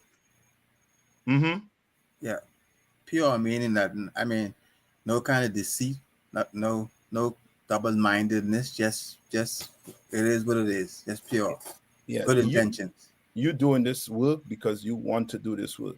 Come on, sir. You're not doing this work because you want to be, you know what I mean, captain of 13,000. You're not doing this work because you want to, you know what I mean, you want to be over this brother. You're not just doing it. You're doing this work because you want the kingdom of heaven to come. You want Christ to come back, I should say. You're doing it. You're pure. There's no type of, you know what I mean, deceit in your work. You're not just doing it just to get recognition every time you do it. You see, I did this. Cap and recognize me. He in SHIT. You like it, Malloy? Come on. But this kind of go in correspondence with the lukewarm scriptures. Sort of.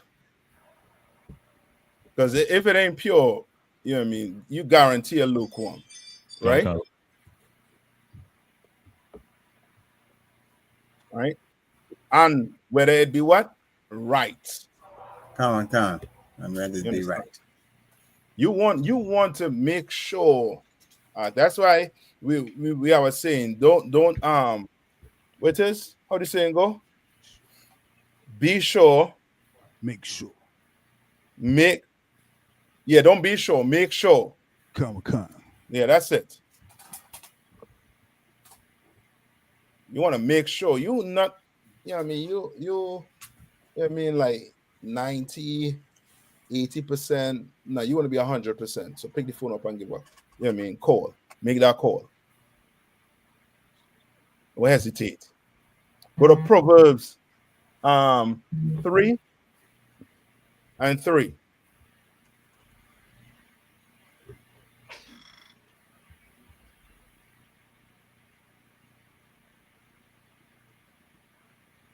Come on. So this is the book of Proverbs, chapter 3, verse 3. Mm-hmm. For let not mercy and truth forsake thee. Mm-hmm. Bind them about thy neck. Right? What? Let not mercy and truth forsake thee. Right. Let not mercy and what? The truth forsake thee. Don't let it forsake thee. Don't turn on this truth because it don't conform to your lifestyle. Because you don't get checked. And because you're so damn proud, you leave. And now you're talking ill. Let not what? Mercy and truth forsake thee. What's the mercy?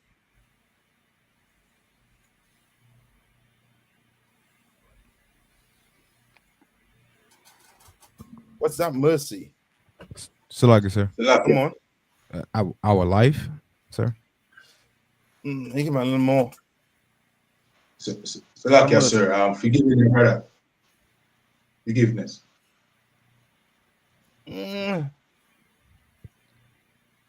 I'll take that. All right. All right, so read one more time. Come on. This is the book of Proverbs chapter 3 and verse 3. Let not mercy and truth forsake thee. Right, and that mercy could also be the reason why you sitting in this chair, in those chairs. And where that mercy come from? The Lord, sir. The Lord. He had mercy on us. So we what? We sitting in these chairs. So like, sir. Come on. So like I was gonna say, you know, like the Most High showed us mercy, you know, because with the things we done in our past life, you know what I'm saying? I'm sure all of us, you know, was supposed to be unalive at some point. You know what I'm saying? But the Lord showed us mercy and allowed us to come into this truth. And every time we step in this class and teach these classes or go out there and feed our people or go to camp and teach our people, you understand, we showing that same mercy back because we know that we didn't deserve it. Yes, that's correct. So it's telling you, it's basically telling you, don't let that mercy, leave your heart. Salaki, sir. Come on. Officer Rock.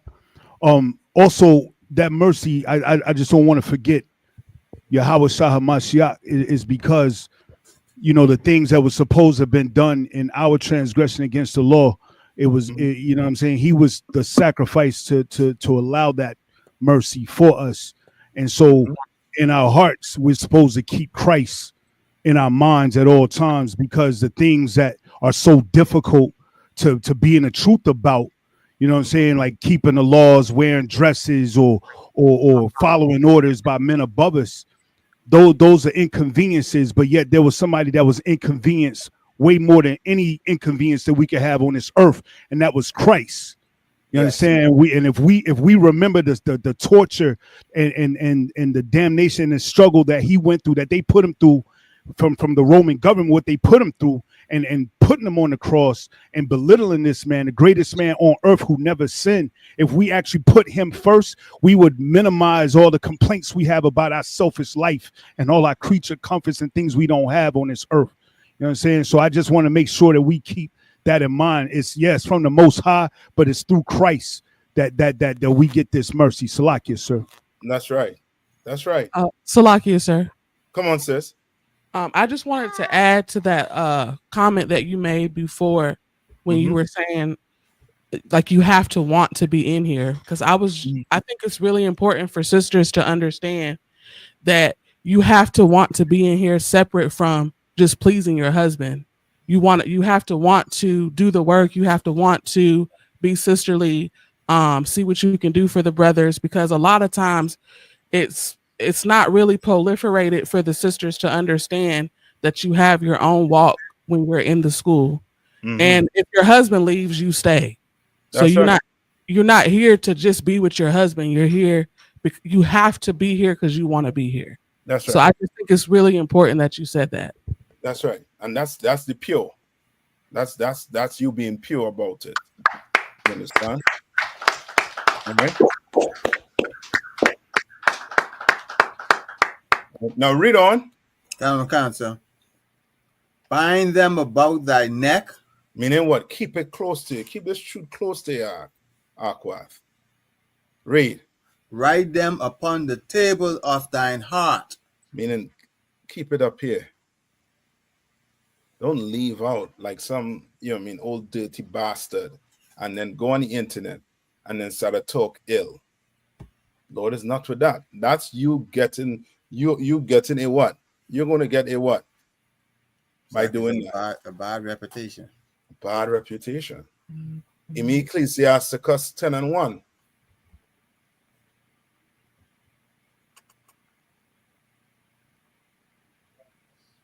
Right? And read verse 4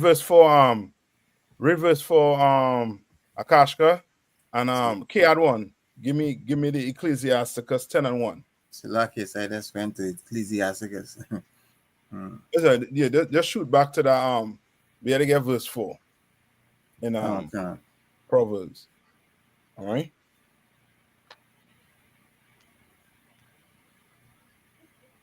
Salakia, sir, I said Ecclesiasticus 10:1.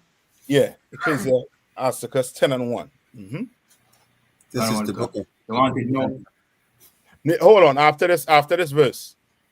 This is the book of Proverbs, chapter 3 and verse 4. So shall thou find favor and good understanding in the sight of God and man. See what they say first, right? God, then man. You understand? If it was man, then God, then you would have been what? A man pleaser. You understand? You better, whatever you're doing in here, you better do it to please the Lord. You understand? You better do it to please the Lord. And guess what? You please the Lord, men gonna see. Men are going to see. Right? Now go to Ecclesiasticus, what I call 10:1. This is the book of Ecclesiasticus, chapter 10 and verse 1. A wise judge will instruct his people, and the government of a prudent man is well ordered. Yes. You understand? Like a wise judge will do it, instruct his people.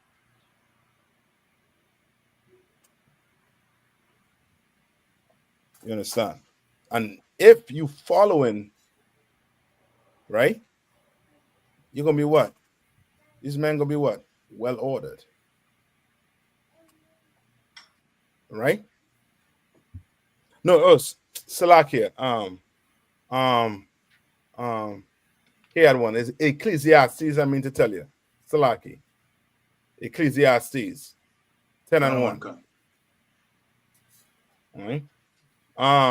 The Rash, give me Ecclesiasticus 4:25.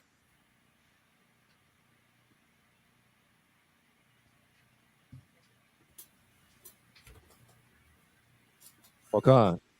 You wanted the Ecclesiasticus first? No, hold on. Give it right there. Ecclesiastes 10:1. Okay. This is the book of Ecclesiastes 10 and verse 1. Dead flies cause the ointment of the apothecary to send forth a stinking savor. What does that mean? So, what does that mean?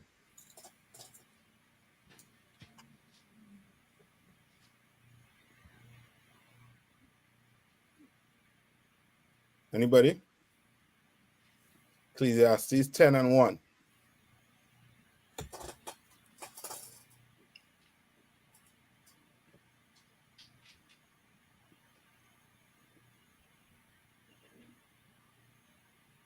Want to look up that apothecary, and if I'm pronouncing it correct. Salaki, sir. Come on. Okay, so what is saying is, what I understand it to say is that an apothecary is like a chemist or he mixes potions, and it's like if you have a good reputation and you do some wickedness, it's just like you spoiling the potion, you spoiling the product. That's correct. All right. It's going. Yeah, I mean, you might be making something. I mean, that savor, but brother, you crack that bottle and it's smelling like, you know what I mean, like drain water. You know what I mean? Or something disgusting, like a sewage. You understand? This ointment supposed to go on your body. You're not putting that in anybody else. You're not smelling like, you know what I mean, like doo-doo. You understand? Right? So, Read so on. Come on. is it so basically, Salaki, can you hear me? Yeah, I'm here. Oh no, Salaki. So I was saying, so is it pretty much saying that like even a small like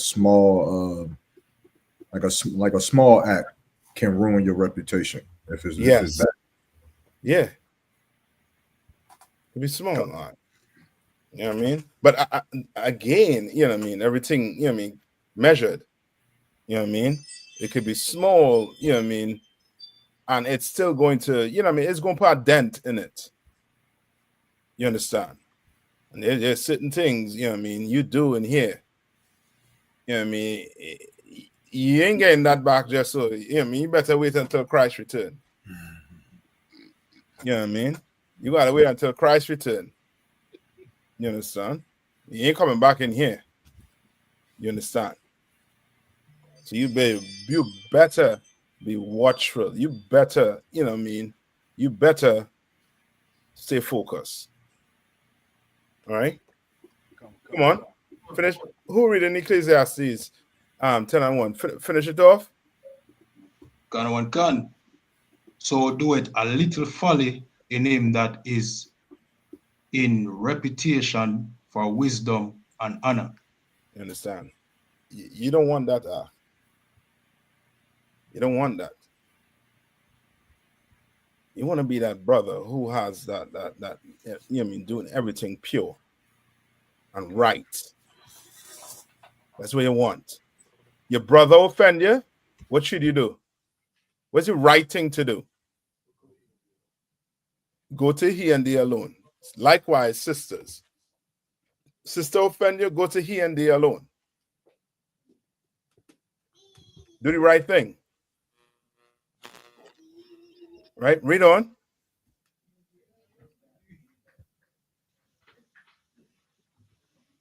Can, verse 2. A wise man's heart is as his right hand, but a fool's heart is his left. Do you understand? And that just let you know what? You know, like say, this is my what? My right hand man. You don't say this is my left hand man. Say this is my right hand man. This, you know what I mean? This man that have, you know, my back paws. You understand? You don't say left. Well, a fool, his mind, his heart, where? It says left. Where there's what? Nobody. You understand? Hey, Salakia, sir. It's offside rock.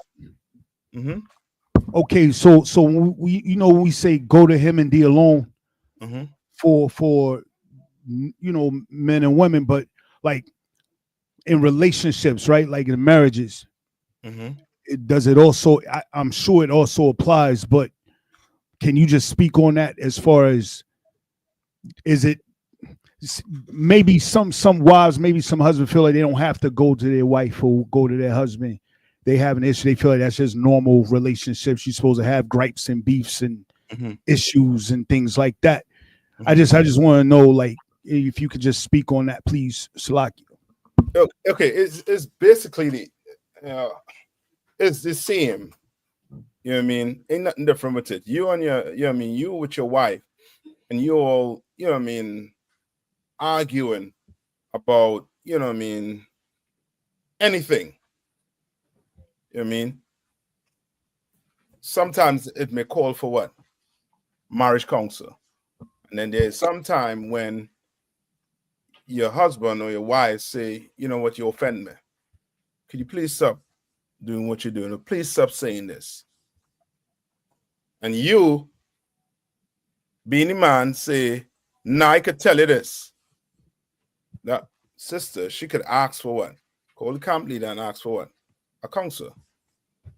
Simple. Before it reached to what? To blows. And then guess who coming to knock on the door? Who coming to knock on the door after? Yeah. Police. Coming to knock on that door. So before you get to that, go to he and they alone. It's just like, I mean, a brother offend you. You go to that brother. Your wife offend you. Your husband offend you. You go to he and they alone. Go talk to her. You're a woman. Don't go and tell some other woman what your husband done did that offend you. And then now you have a whole club and talking about, you know what I mean, what you and your husband doing. That's gossiping. You understand? And that is a sin. We don't tolerate that in here. You understand? You have an issue with your husband and you all can't work it out. Sometimes, as I say, it may call for marriage counsel, and the school offers that. And then there's other things where you might feel this is an offense, then just give a complete a call. Give me a call. I'll set the counsel up. So like, so, At the end of all of this, we're gonna love each other. You understand? We can't fight. We don't act like alley cats at home, and then come to the school and then act one way. You're gonna act how you acting in school, how you acting where? At home. Damn right. Don't be a hypocrite. Don't be all nice at the school, and then when you get home, you know what I mean, you take that clothes off, it's like you transform into, you know what I mean, what was that story, Jekyll and Hyde? You turn into Jekyll as soon as they reach home. Hey, mother effer, this. I saw how you was watching such and such.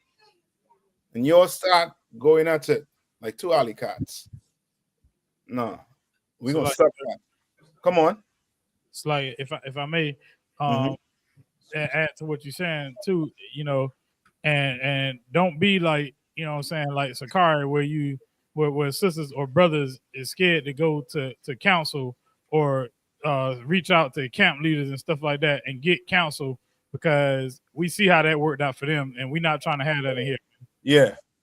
You walk in on your husband and you have on, you know what I mean, some Victoria's Secrets, you better come and run and tell. You understand? We don't play that in here. You understand? That's beyond going to here and there alone. God.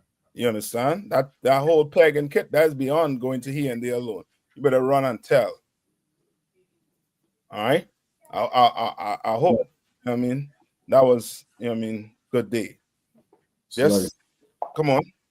With that being said, if there's some gray area there with a sister, right? Like if the situation is the brother says, babe, I want to try this. And now we know that shit crazy. But if she says, nah, that's crazy, and you know, why would you want to do that? And then if that brother then says, you know what, you're right. I don't even know why I asked that. I need to check myself. Should she still go and call counsel on the brother, even suggesting something like that? Okay. Yeah, tell me, what is the suggestion? Oh, getting pegged. Like Sakari. Oh, yeah. Make that call. God. Is that a thing? Don't let no, yeah, I mean, you better not be trying to, you know what I mean, say, let's try this. I mean, it's as I say, your reputation, you know what I mean, your reputation don't just go by, you know what I mean, how you look, you know what I mean, is what you're doing, what you're saying, what coming out your mouth. You understand? That's why we watch how we speak to each other in here.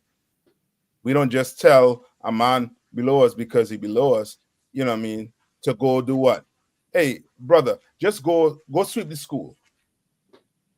Go clean the toilet, brother.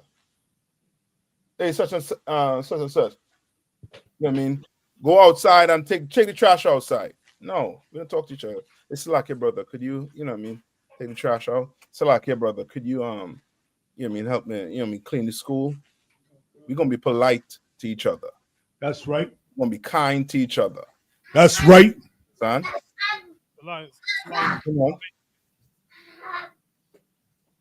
So like, my lord, if I may, and like what also your mark is at, you know what I'm saying? Like, if a brother or sister say some crazy off the wall stuff, man, you better report it. You know what I'm saying? Yeah. Just go ahead and report it, because like if it's not reported, that brother or that sister that's asking that crazy stuff just gonna find somebody else that's gonna actually do it. You know what I'm saying? They're just gonna find somebody else because they I can't go to Austin Yermak. That's a risk. He gonna tell. They're just gonna find somebody else that's weak enough to do it. All right. And just know, you know what I mean, you had to know, you know what I mean, your partner. You know what I mean, you're in a relationship with that person.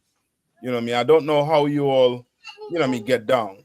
Meaning, you know what I mean, certain jokes, you know what I mean, you all might be making, you know what I mean, but you will know. You know what I mean? You all know. You understand? You will know.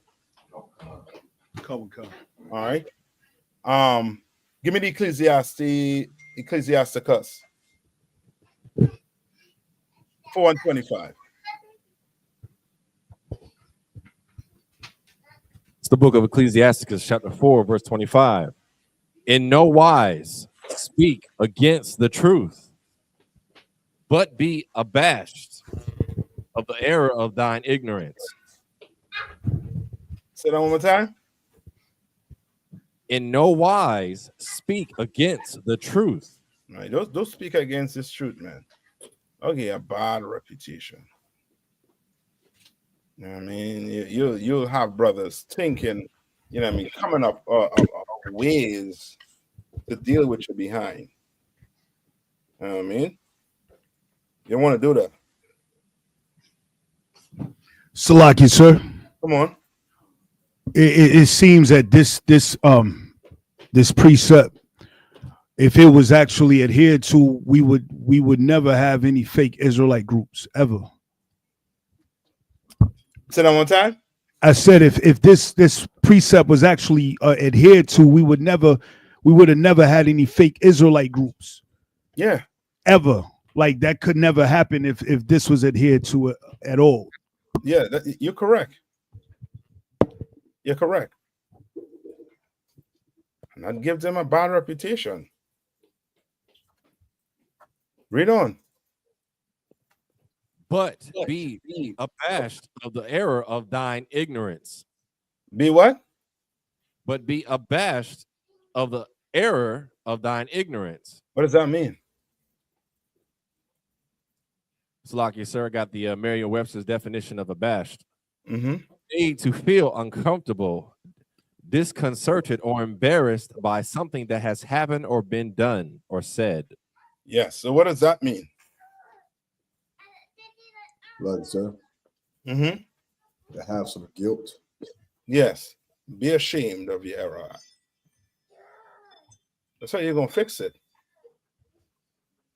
Who did that? Who was ashamed of their error? At the end of everything. Salaki, sir, if I may. Come on. Judas.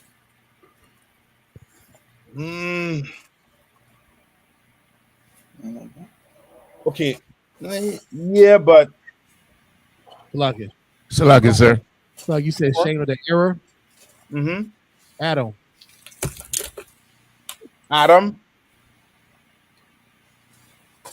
Okay. Salaki, sir. Uh-huh. What about Jonah? King David. Yeah, Jonah. I take that. But I'm also looking for Job. Job said what? I abhorred myself. You understand? Like you have to go there. You're gonna have to realize your error. You can't now, you know what I mean, leave the school and then speak evil of the school. Did the school tell you to go commit a sin? Did the school force you to commit a sin? No, you went and commit the sin. You went and commit the act. An act the school speak against. You understand? You left the truth because of some counsel you wasn't fine with. Because you thought somebody was unjust. Somebody treated you unjust. No, you should be ashamed of what you did and make it right. You understand? And make it right. Read on. So, like, sir, Come on. if I may, so like, if I may, you know what I'm saying, I was ashamed of who I was. You know what I'm saying? And that's what made me hear this truth. You understand? And put on all black and come to camp and have no excuses not to come to camp or go to class.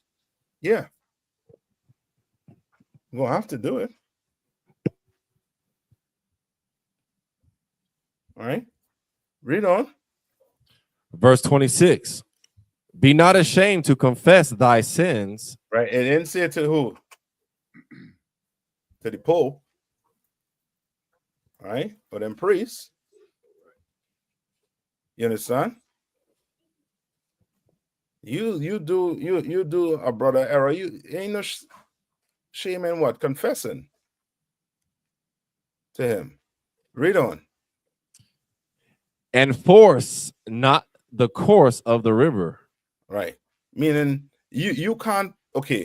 When you force the course of a river, what are you doing?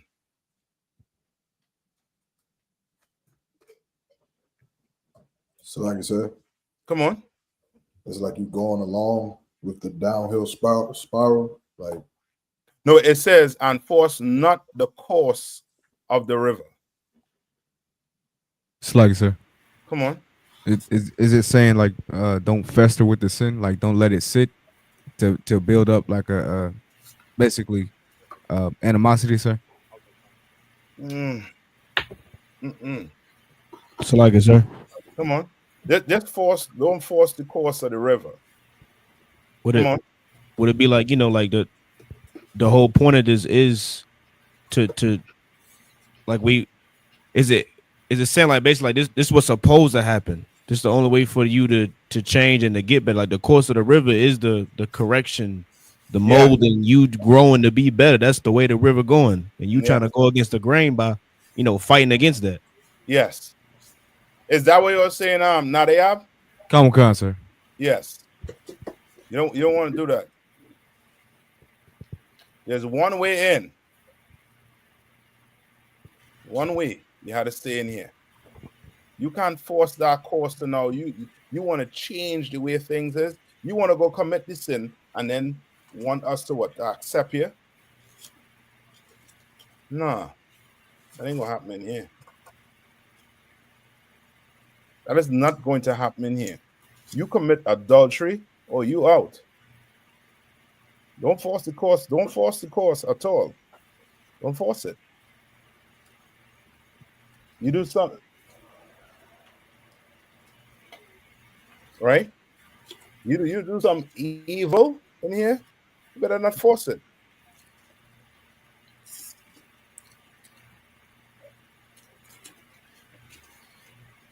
All right, come on. Read on. Verse 27. Make not thyself an underling to a foolish man. What does that mean? What's an underling? so like you, sir. Come on. You about to be sitting in UPK games classes. I ain't gonna call no names, but you know what I mean. But that's about it. You don't mean an underling. What's an underling? Slug, sir. A student, a servant, sir.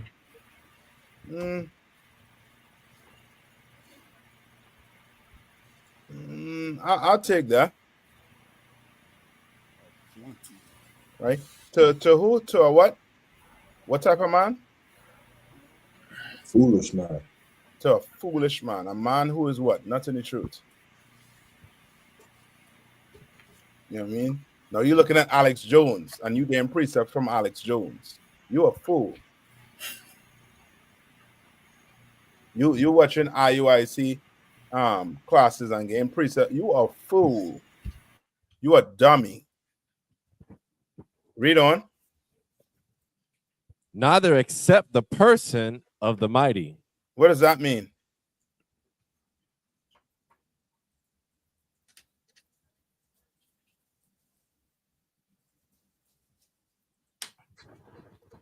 like I said. Lucky, sir. Come on.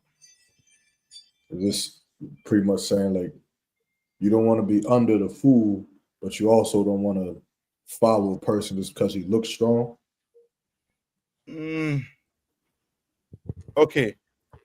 Like who do men follow? Come on. Men? Who do men follow?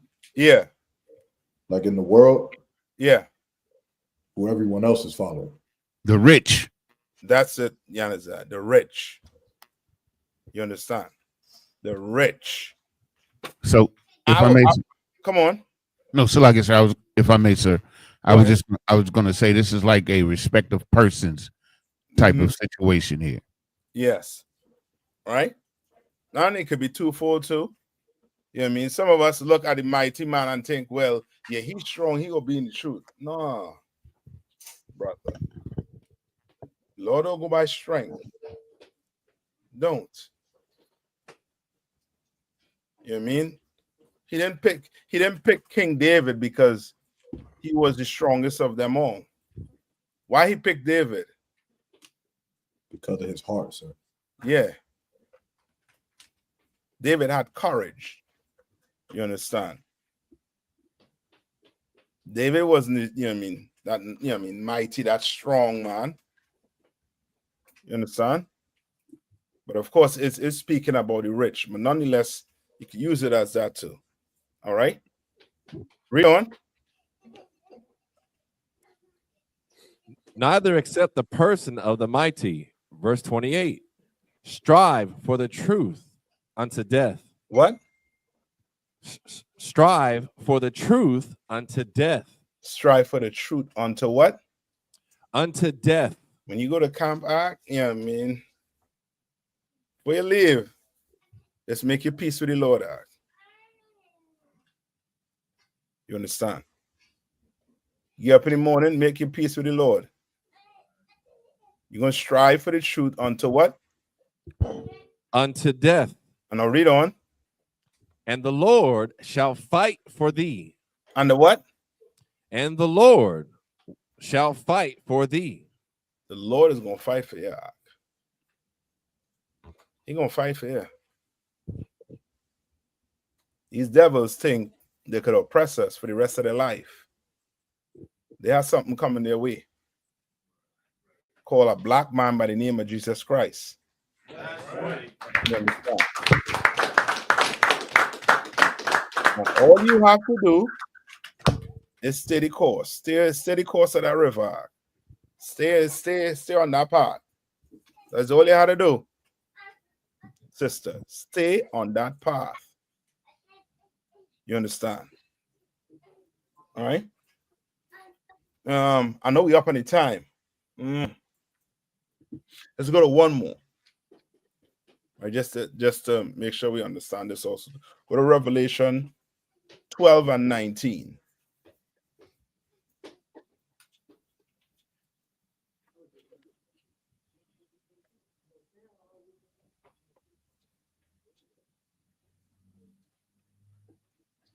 All right. Come on. Revelation 12 and 19. So I don't believe there's a 12 and 19, so lock it. Revelation? Unless I'm saying something wrong. Then it could be me. Give me where it said what is? And he had a name that no man knew.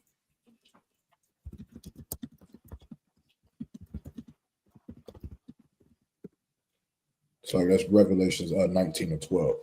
Yeah, okay. Slacky. I'm all the way, you know what I mean, perfect. Slacky. 19 and what? 19 and 12, sir. And 12.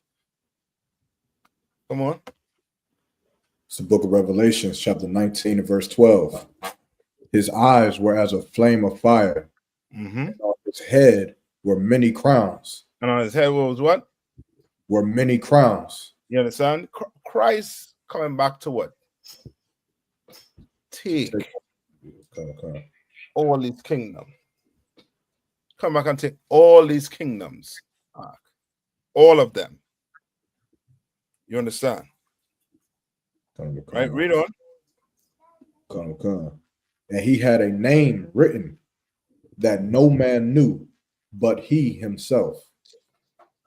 Right, a name that no man knew. What's that? What is that he talking about?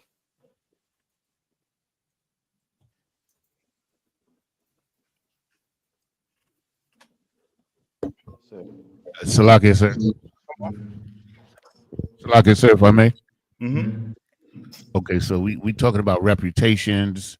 Mm-hmm. So, like in Christ's example, it's like he's done so much. We don't even know all the things that he was capable of doing.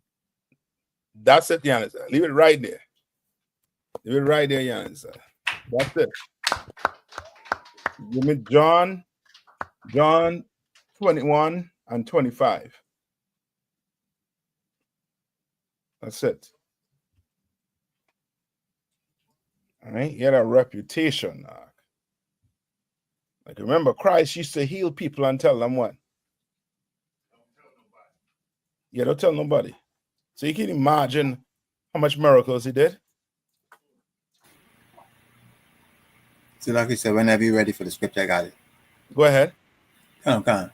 This is the book of John, chapter 21 and verse 25. Mm-hmm. And there are also many other things which Jesus did, the which, if they should be written, every one, I suppose that even the world itself could not contain the books that should be written. Amen. That's it, Yanaza. You understand?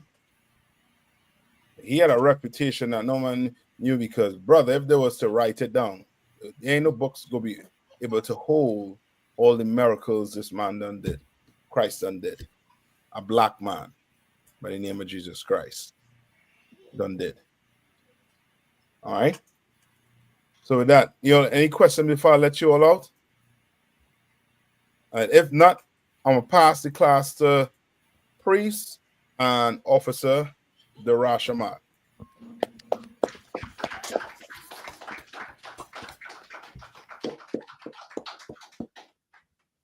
Men of Israel, Amajim. Men of Israel are going to render one courteous salute to Captain of 13,000, Nayathaq. Amajim Shabbat. Amajim. Barak. Yahweh Bashim Yahweh Brakathum. Yadamata. Sar, meaning turn and face the sisters. Sisters, Amajim. Men of Israel are going to render one courteous salute to the sisters. Amajim Shabbat. Amajim. Barak. Yahweh Shema.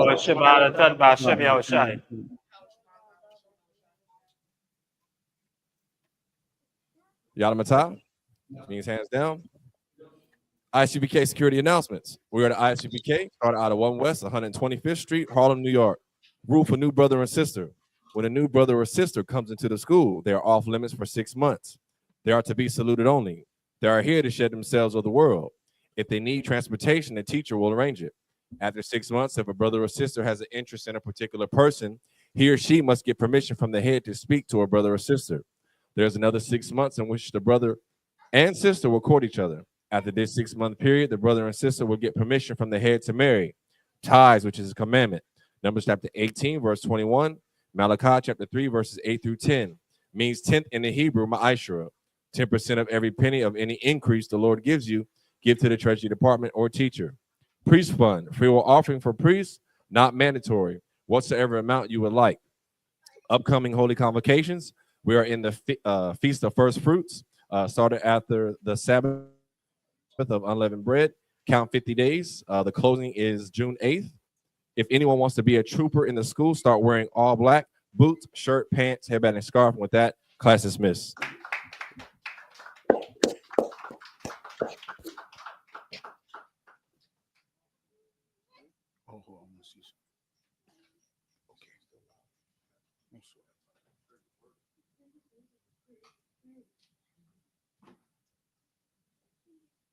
Do it again or do it here? This one or this one?